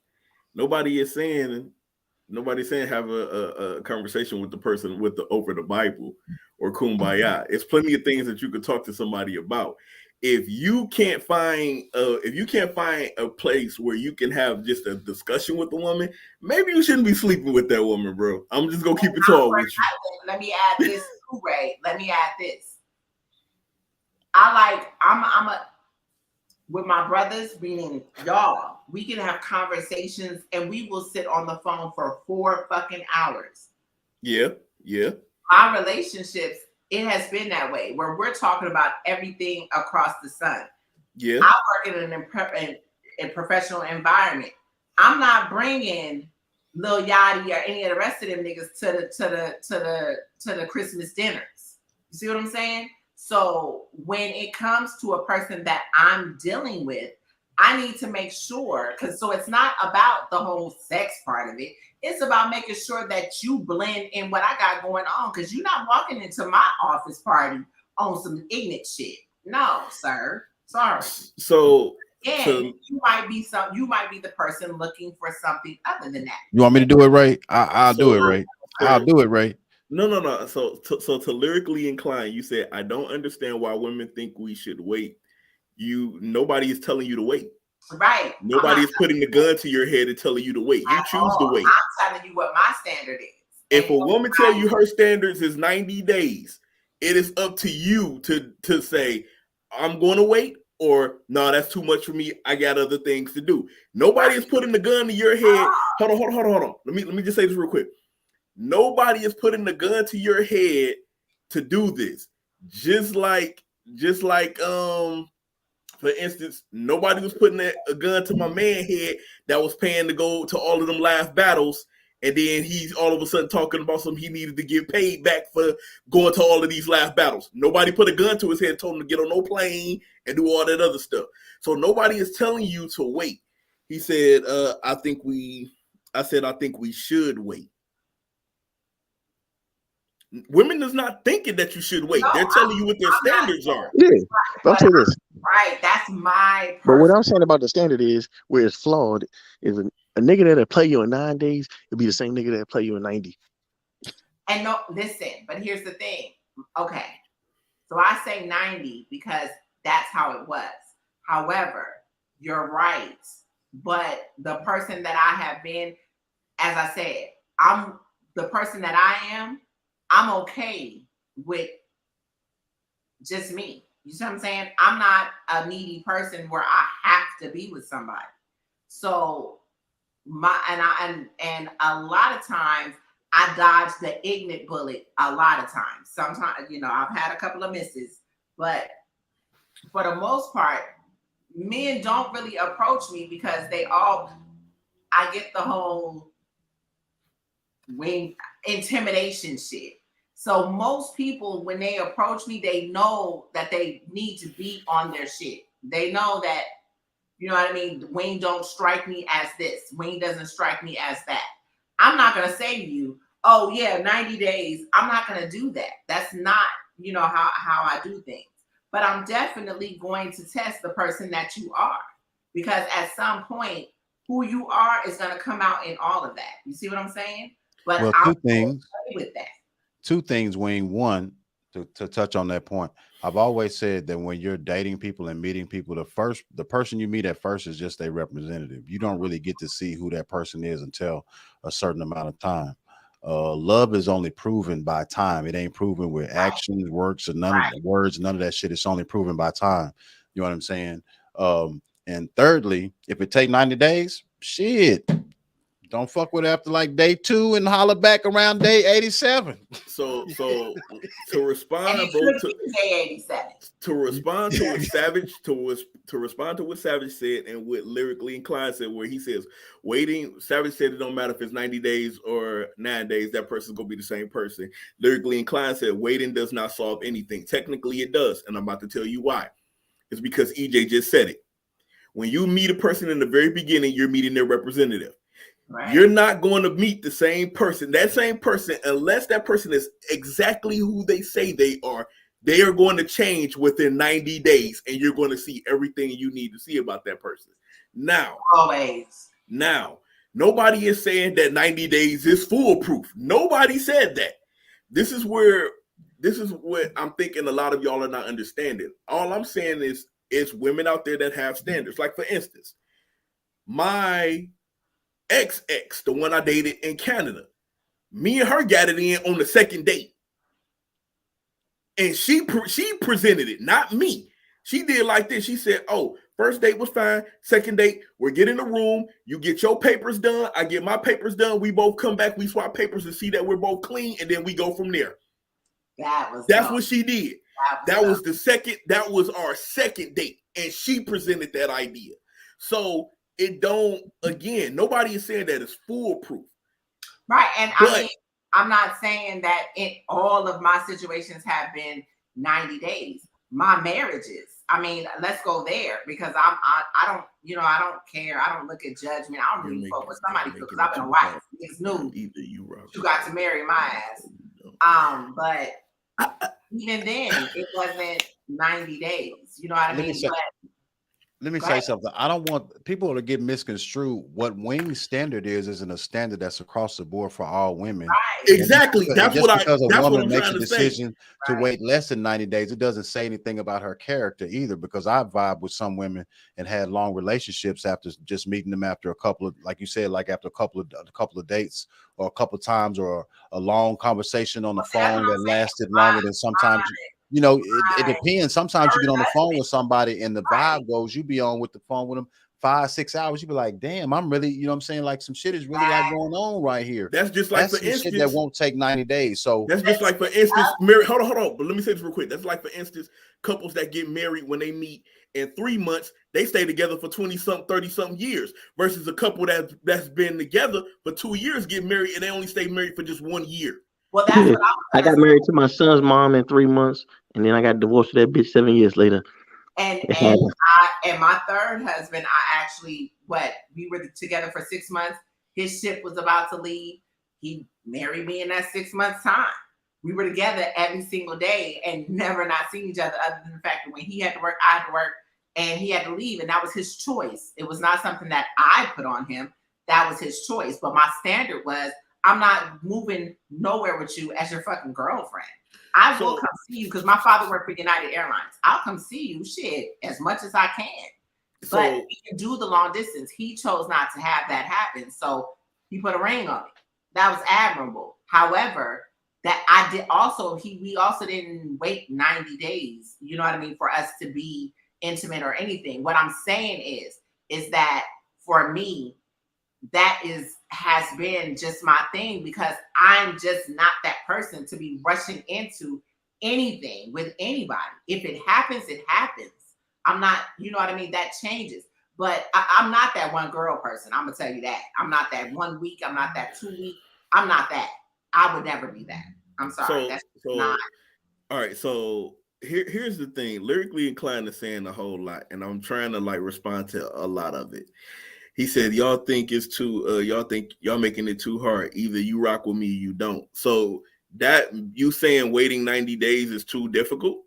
Like, I'm not understanding how you can say, if you're investing your time, no matter if it's a couple of hours, if it's a couple of weeks, a couple of months, you're investing time into one another. Because there was another part where he said, so we should wait to invest in the woman. You're investing your time, period. No matter if you're spending money, if you're not spending money, if y'all just going to a park and just walking and talking, you're still investing time. Go back to Miss Me with that. But I'm gonna say that though. If it take you 90 days to determine if you fuck with somebody, you really don't fuck with them. Because it don't take you 90 days to really determine if you fuck with somebody. But here's the thing. No. Hold on. Because this is where this is what you're not understanding, Savage. Yes, you're correct. It doesn't. But sometimes women feel like, okay, I've been burned by so many of the people in my past. I need to at least put up some kind of barrier to see if this person that I am with is worth it. So you gonna make me go through all this shit, all the sins of the other niggas.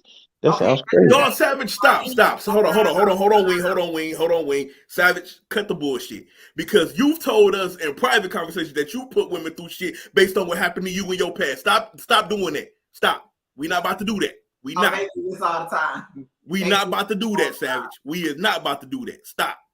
Stop the cap. Hit the cash app. Stop. Stop the cap. Hit the cash. Stop, Savage. We not about to do that. We not about to do that, Savage.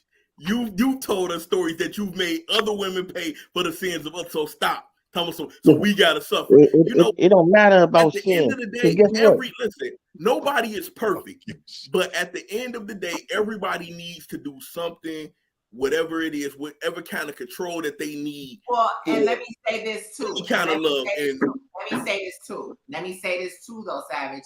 We're also in an era where, and not for nothing, it was a silent community of women and men that felt like the way you get over your last was get up under another. Which I think is stupid. That is now the same sentiment 20 times over. That ain't how you do that shit. No, Work you really don't. Look at the motherfucking man or woman in the mirror. Can I say something? Because Wayne, just like you have a standard that's 90 days, Savage can have his own standard that's like, hey, after I done spent so much money on you or taking you on so many dates, either you putting out or I'm moving on. That's his standard. You know what? I'm not knocking that standard. I'm not knocking that standard. But if you approach a woman and she say, yo, I want to wait 90 days, why is this a big argument? Well, I'm not me. I'm personally. No. I'm not saying you. I'm not saying you. I'm just saying if Savage was to meet a woman and a woman say that, like, what is the big argument? It's not an argument because I wouldn't deal with a woman who's going to tell me that, because to me, we're grown. So it's like you don't put no time limit. I feel like if you're with somebody, it should be a natural progression. And whenever it feels right, is when it feels right. But you shouldn't put no time limit. You can say it feels right 2 months. You can say it feels right after the first date, and she can say no. Right. Then she must not be the right one. After the first date, bro? She's not putting out. If I feel like the time is right and you don't, then we probably ain't on the same court. You need to get somebody that's equally yoked. You missing your blessing. So here's the whole thing. And this is why I've always had this theory. And this is how we raise our children ass backwards. And this is my theory. And this has always been my theory. When we get our daughters, we tell them, do not let any man put their hands on you. Let them earn you. Blah, blah, blah, blah, blah. You know what we tell our sons? Go have fun. Go sow your royal oats. So when you got one woman that's gripping on to their body like this, and then you got them telling their sons, go do this. Go have fun. So now when you got everybody, all the men doing this, and the women like, boy, calm down. What you doing? We done sat up there and confused everything. Because we done pushed our kids, we done pushed our sons to go out there and just have sex with anything. Sow your royal oats until you're ready to sit down. But then we tell our daughters, no, don't just let anybody just enter you, take your time, let them earn you, blah, blah, blah, blah, blah. So then when we get older, we up here like, we sitting up here as grown men and women thinking, okay, where's the confusion at? The confusion started at young. My parents didn't do the sex talk. Neither one of my parents did the sex talk. Let me say this one thing, please, folks. Let me say this one, folks. Because Mr. Ray, as well as there are young men who were told to go out and sow their royal oats, there has to be someone to sow those royal oats with. There is a whole lot of hot in the tail young girls. You misconstrued my point, but go ahead. I'm not misconstruing, but I'm just saying there's equal opportunity out here, like the same way. And so the thing is that teenagers and young folks do what they're gonna do regardless. You tell them one thing and it'd be another. Like some woman is telling her daughter, go out there and be sanctimonious and all this. Meanwhile, her daughter's playing hide and go get. You know what I'm talking about? We know because we were the one playing. You know what I'm talking about? Hold on. Because there's something lost in translation there. Because even with my oldest daughter and the talks that I had with her and her boyfriend, longtime boyfriend since high school, and after I told her not to date, but anyway, that's a whole nother conversation. My daughter waited because those were her standards. That's what I was saying. With my dad and my mom, they never really had they never did. I think my mother told me when I was young, you get pregnant off of eating ice cream. You know, so like she was playing, but ultimately it was they completely evaded that conversation. What they said was, know your worth, though. And in that particular era, the way girls was going so quickly, it was like, you do realize, you learn that. You do realize that, you know, while you in school, there's a puppy love. It's puppy love.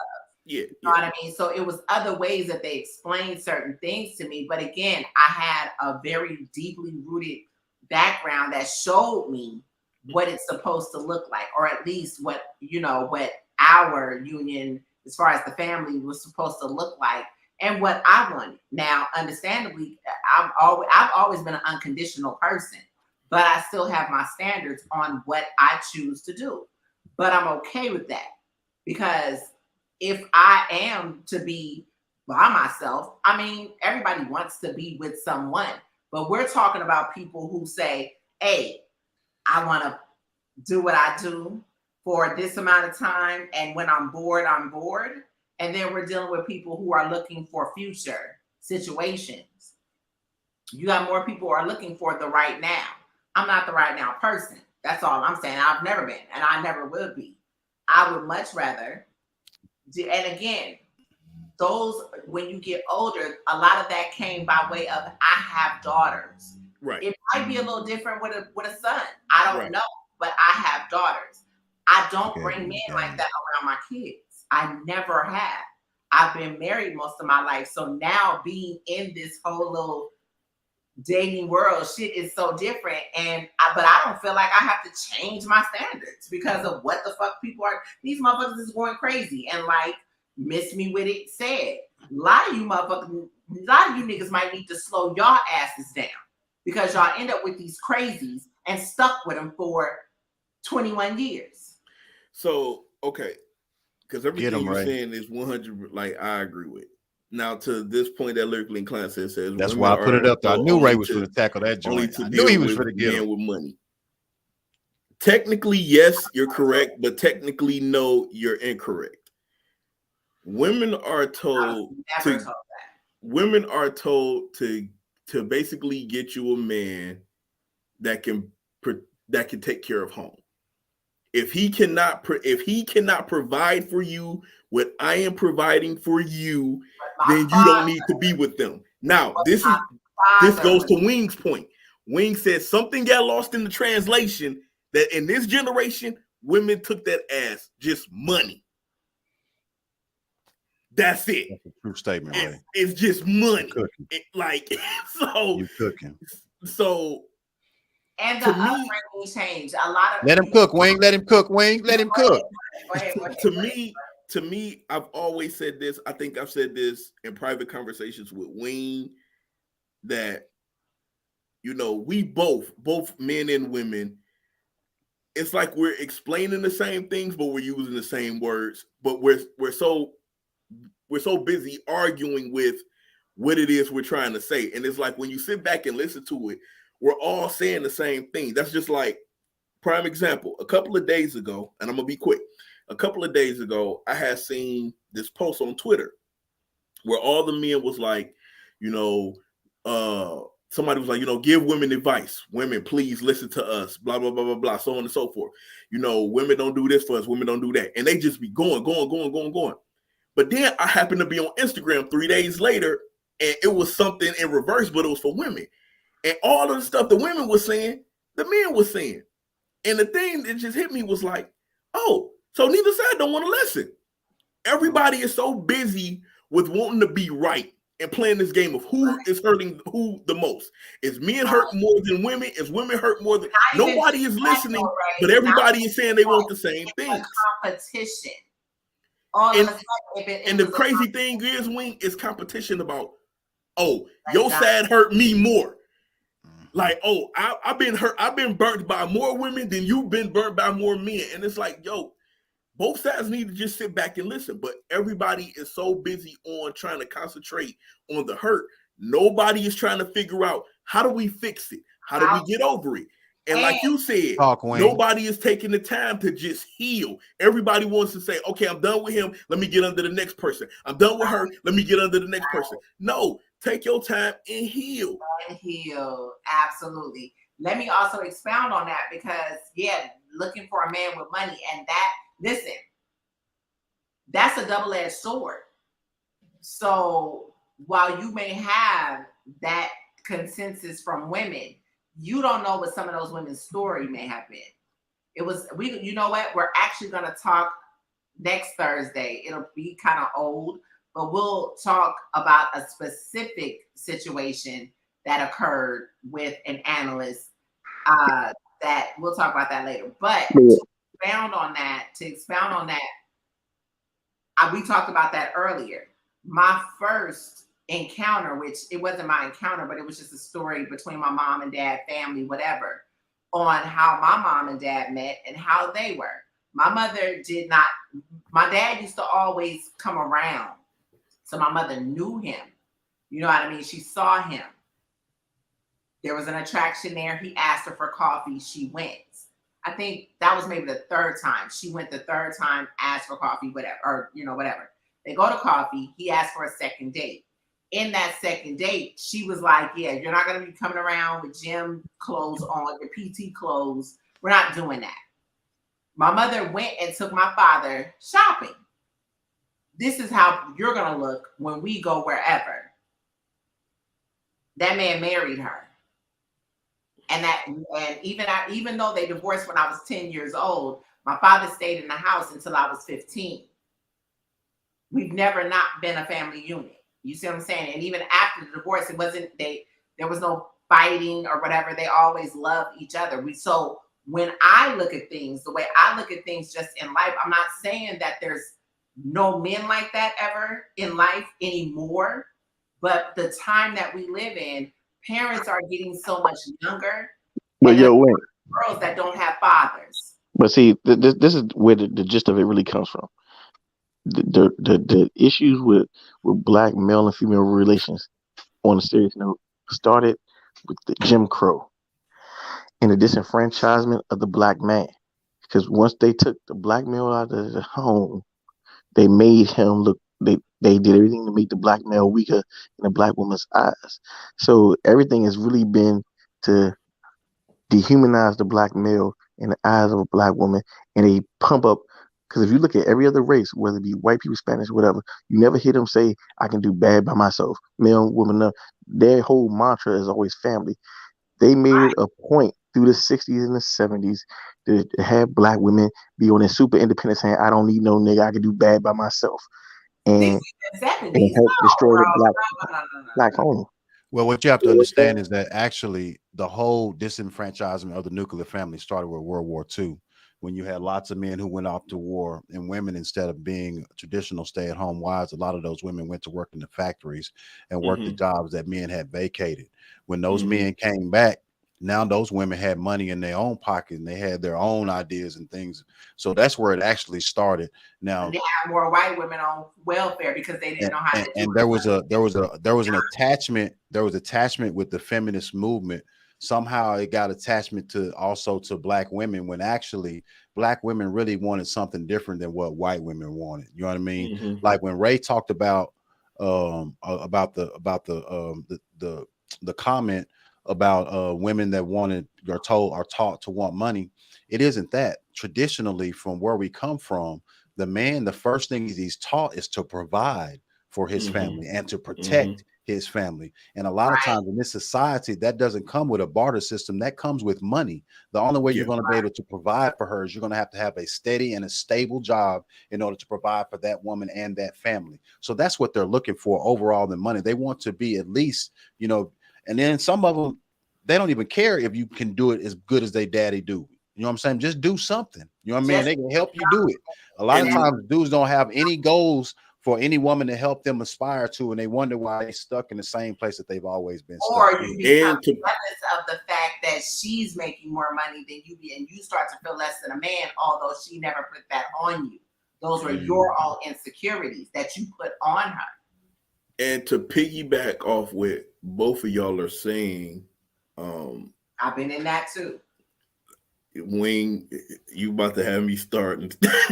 But to piggyback off of what both of y'all are saying is, to EJ's point, you know, nowadays nobody has goals for themselves no more.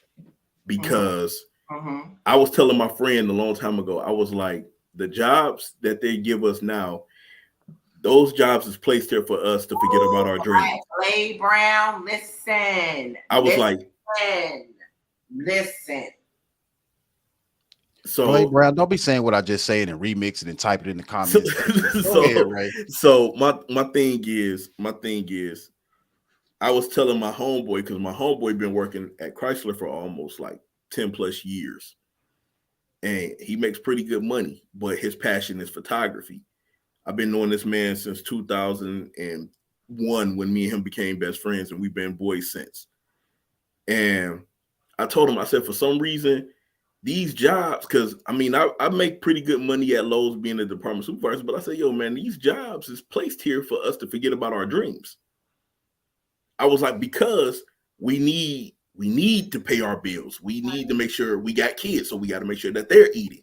We got to make sure if we got a significant other, the roof is over their head, and so on and so forth. And I was like, you do all this much work and you don't have enough time to grab your camera and go just shoot. I was like, you really don't. You don't have the time to do it or whatever. And then we get so caught up in the cycle that we forget to try to live our dreams because we're busy either sleeping or we're busy still trying to go pay bills and work and so on and so forth. We don't have time. We got to raise the kids, and so on and so forth. So like even to Wing's point, or to Blade Brown's point, and even to your point, EJ, when the women, I tell people all the time, women more or less when they're in a relationship, they are dealing with the world that's whooping their ass. They don't want to come home to beefing with their significant other. They need you to be their protection. You need to be the sanctuary for peace. Also my shoulders too. Yeah, like the world is already got their foot on black men and black women necks. Right. We don't need to be walking in home beefing with our significant others while we just got done beefing with the world. This should be our sanctity of peace on both ends. So like for instance, go ahead. I'm sorry. And just real quick, for instance, and we know the story of what happened with me and my ex-fiance, but when it is women out there that don't care, it's literally women out there that don't care if they make more money. But my ex-fiance, because she was making only $3 more than me, threw that shit in my face that she was making $3 more than me. And that was crazy. So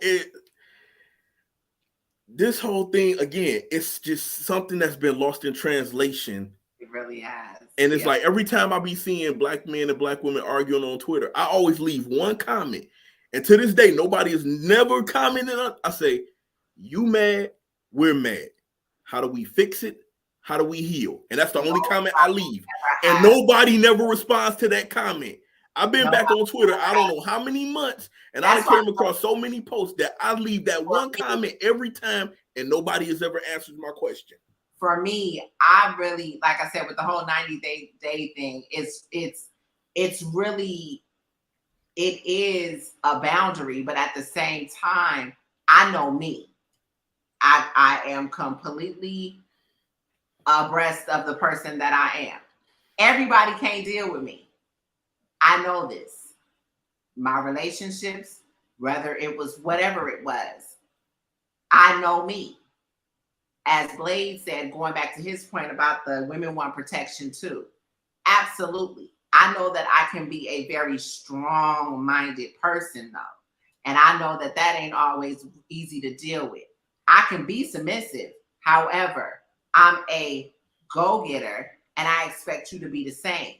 It's not that I'm too independent for what you're trying to do, but like we were talking about, and getting to know people. If you are not paying attention to what that person is saying to you, and you just so haphazardly to end up in this relationship with this person, but you kind of, got blindsided because you was feeling her or you were feeling him, and you never really paid attention to what actually was being said to you in that particular moment. You end up with this person and it's kind of like, damn, I wasn't expecting this, or I wasn't expecting that, or whatever the case may be. And then you find yourself feeling inferior. Like you said, how do you fix that? You're not wanting to talk. People aren't utilizing therapy, or I don't feel like a relationship necessarily has to have therapy. There are issues that people do. But when you're dealing with women who are learning because they're dealing with certain things, or women who grew up, my father, although I had a little brother, my father raised me to be a protector. It took for Derek to tell me that. He was like, they had to have known your father, different people or different relationships. He said they had to have known your father to know who you are and why you're the way you are. Your father raised you to be a protector. While he was saying, again, I explained to y'all how my mother and father met each other. My father went from the military to United Airlines. We had been at United Airlines for 40 years once before he passed away. But that's how he raised me. He raised me to say, look, you bring both of them. You bring kids into this world. I don't give a fuck what you do. Your life can halt. It's about them babies or a baby or whatever situation you're in. Like you said, we work to pay bills. We work to do this. Relationships, we don't need you feeling like, oh, I'm inferior because you make $3 more than me or $3 less than me. If there are kids in that house, that's what matters. So knowing the person that you're dealing with, the struggles that they're dealing with, it's about making sure that somehow niggas forgot about being equally yoked with a person. We forgot about conversation and communication, and everybody is always rushed to arguments because you don't like how this person said this, or you're not listening to what this person is trying to say. You want to do it by yourself, but you're costing more money. A lot of shit is too much. Like you said, it's too much stress in the fucking world already to be sitting up here arguing about the most frivolous shit, and then you forget what you was arguing about 3 days later. But you mad for no reason. I don't know. It's like relationships got really fucking petty in the past 10 years. I don't really know. It has. Like, shit is crazy to me. It has, because even in my relationship, even in my marriages, I didn't argue. Like, I've argued in most more recent relationships than I've ever argued in my marriages. Like, what the fuck? Because I think people is just so busy with wanting to be right versus what can we do to fix this and make sure that it never happens again.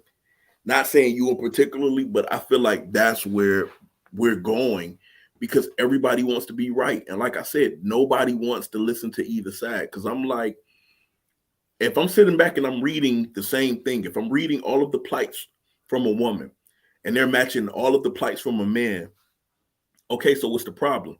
Why is we not talking and figuring this out? Because y'all have the same similar plights, but people are so busy with wanting to be right.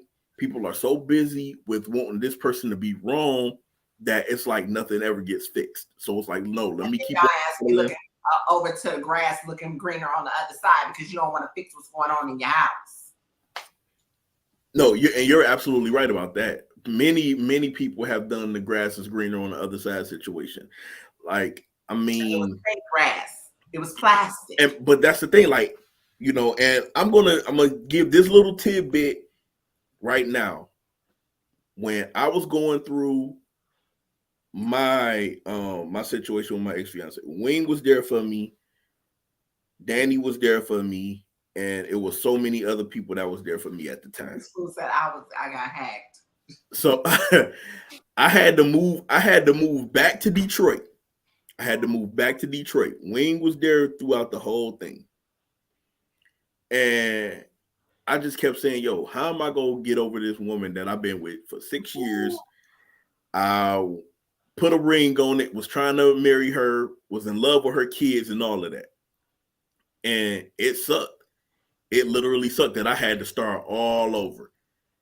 And a year and maybe a couple of months, I'd probably say about 13 months. Like, it took me some time to like finally heal and try to like get back out here. But getting back out here, I'm gonna tell most of y'all this now. If y'all are in a relationship, don't get back out here, man, because the dating pool has pee in it.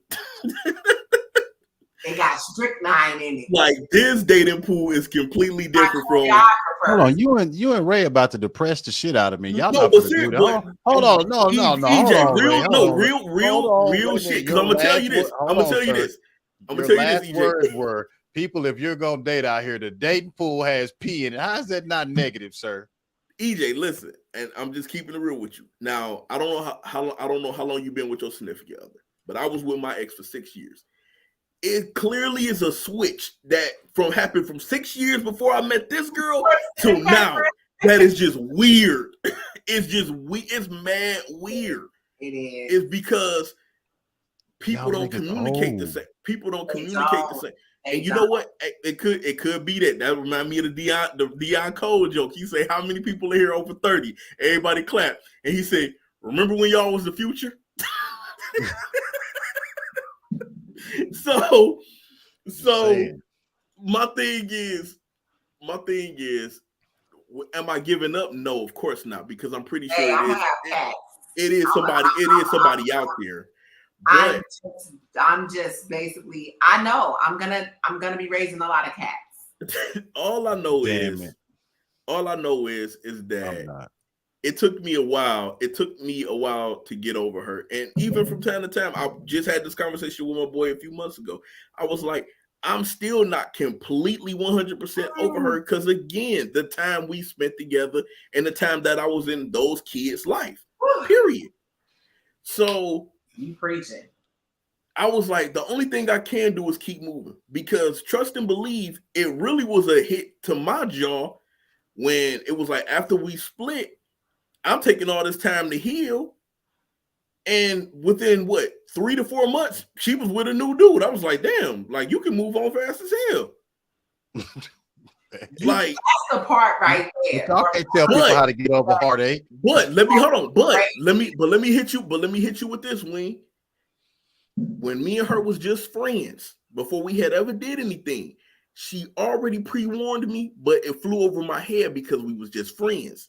She told me, she was like, "Oh, I'm the kind of woman I could love you today, and I could pretend like I never met you tomorrow." That's crazy. Virgo tendencies. Woo. She's a Sagittarius, actually. Taurus. I was speaking from experience. I'm a Virgo. Oh. But that was, so it was like, when she did it, I had to go back, and it had hit me like, remember when she said, when y'all was just cool, that she can do that. And I was like, yo. And then I'm sitting up here saying to myself, well, can I turn back to old Ray when I was 19 and not caring? Can I be old Ray when I was 19 and didn't have all these feelings? And somewhere between the age 22 and 23, I grew a conscience. And now all of a sudden, everything bothers me. Nah. Can I When go? I was Your younger, eyes be welling up when you see them. When you see the movies, you be like, "Damn." right? Okay, niggas be behind the door, sliding down the back of the door, snotting and shit. Hell Like yeah. that. No, I ain't And I snotting sit to up the here wind like, down. yo, I ain't man, did that, man. when I was 19, 20, 21, I was like, I didn't have a care in the world. Nothing bothered You me. dead in a fetal position. Now all Ray, of a I was sudden, watching like Faces of Death. I could watch people get hit by buses and all type of stuff. Nothing. You know what I'm talking about? Let a Now- dog die in the movie. I'd be like, damn, that poor little dog. He just lost his life. dog, listen, bro. I just watched Guardians of the Galaxy. I was seeing what that dude was doing to them damn animals. Hey, I'm no like, spoilers, damn. sir. No spoilers, sir. No spoilers, sir. I'm going All to right. see that joint. I'm going to see But- that joint with my daughter. But all seriousness aside, man, I mean, after all this time, I was able to heal. I was able to still stay in school. I graduated July, all of that stuff. So it's like, Congrats. you know, you just got to keep moving forward. You can't let your life stop just because things didn't work out the way you wanted it to work out. You know, Yeah, but so. you can be mad about it. Oh, I was definitely pissed. I ain't go front. I was definitely pissed. But it was like like I said, one of the time invested. That's the shit that be pissing me off. Like, yeah. You can't get it back. Cannot get it back. Cannot get time back. And the only thing that was going through my mind was the children, because I knew one of them was getting ready to start football. The other one was running track and was on their way to Junior Olympics. And I'm like, damn, I was supposed to be there in the stands for the little one that was on their way to Junior Olympics and all of it. So it was crazy when all of that happened.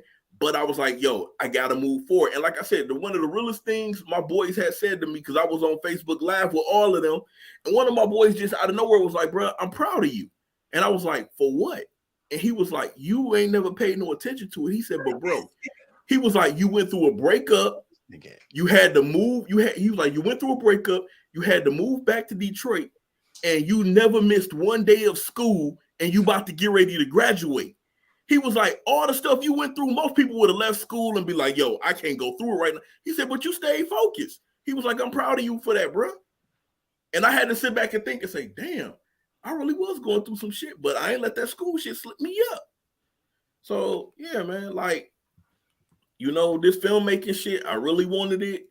I graduate this coming July with my bachelor's. And then you were able to do it because she was trying to stagnate your dream on that, too. You got to remember that. Yeah. Like, shut up. So, I mean, like you said, congratulations, Red. You got. Hey man, salute Blade, bro, man. Salute Blade, bro. Blade. But oh man, I know y'all stayed on a little bit more time because I ended up coming in this bitch late, dog. And we thought Sick was coming back. Savage over there asleep. Yeah, so every Thursday, we're not going to be doing battle rap all the time, guys. We're going to be talking about everything, kind of like today. But you can best believe your ass. I think I next just Thursday, there will be some battle rap involved. Wait, what'd you say, Savage? I said I had to let y'all talk, because you know, when I get off my male chauvinistic views, I need to let y'all have y'all counterpoints already. Because I am a card carrying member of No Ma'am. If you don't know what No Ma'am is, go look at an old episode of Married with Children.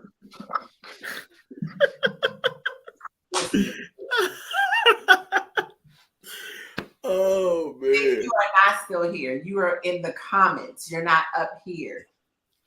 So and what's crazy is Ray drove up and Sick jumped in his car and then left out. What the hell happened, Sick? What's going on, bro?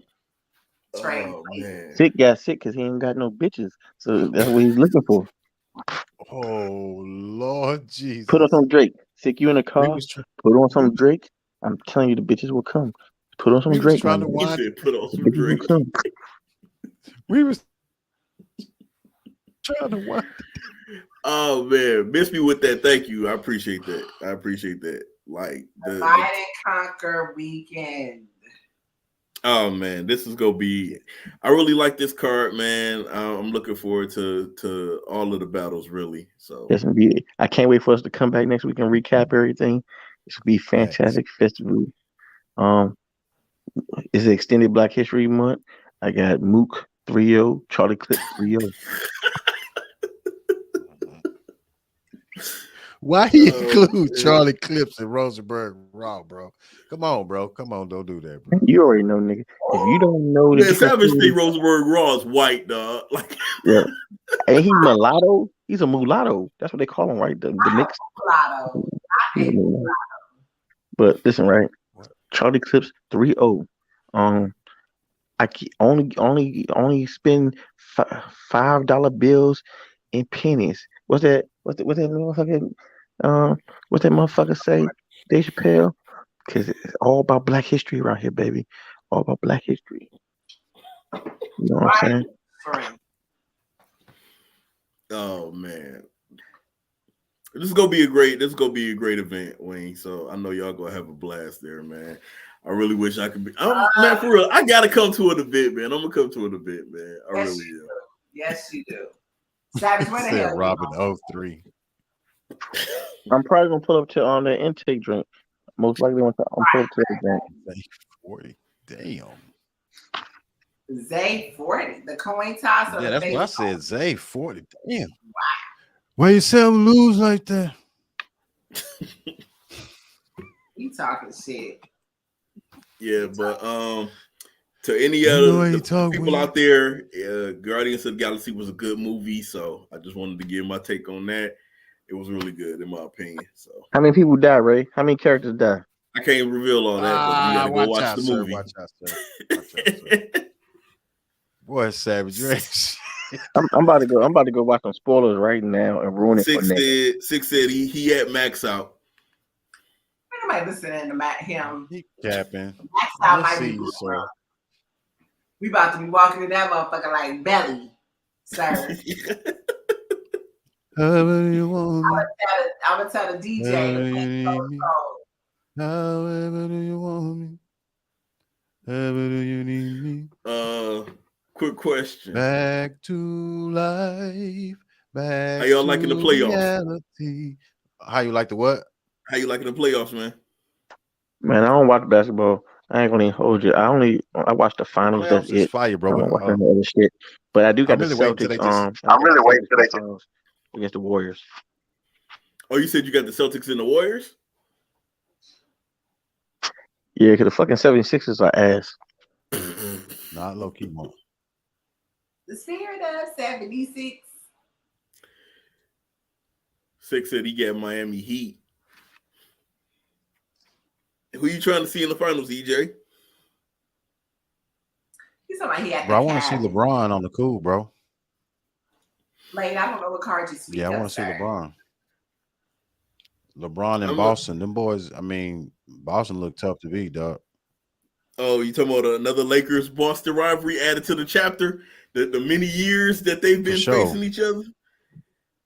Oh, for sure. Man. And yeah, the Heat only as good as Butler's ankle right now. Oh, listen, this was my wild pick for the finals, and I know it is not going to happen this way, but this was my wild pick for the finals. I had the Lakers and the Knicks, dog. I had the Lakers and the Knicks, dog. Not going to hold you up. I had the Lakers and the Knicks, but, you know. And regulators. It's everything is going to really be all about LeBron and AD coming out the West. And yeah, I don't know. So, Sick, we're not going to the cabin until October. Thank you very much. If we don't go for my birthday this month, it's Gemini season. We don't care about any other sign. So I'm waiting for the NFL season to start back up. They finally paid my quarterback. Oh, you talking about Lamar Jackson? Yeah. How much guaranteed did he get? I forget how much guaranteed he got, but it made him the highest quarterback. But you knew when Beckham went there and they was at the club together, you knew that the Negro was going to sign back there. I don't know how true this is, but I heard what's the name played a role in him getting his money. What's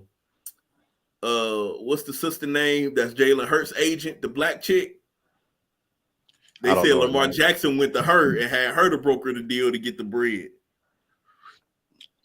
She went in there and saged the room and made that money happen. 5 years, 260 million. How much do we get guaranteed? 5 years, I'm just seeing 5 years, 185 million guaranteed.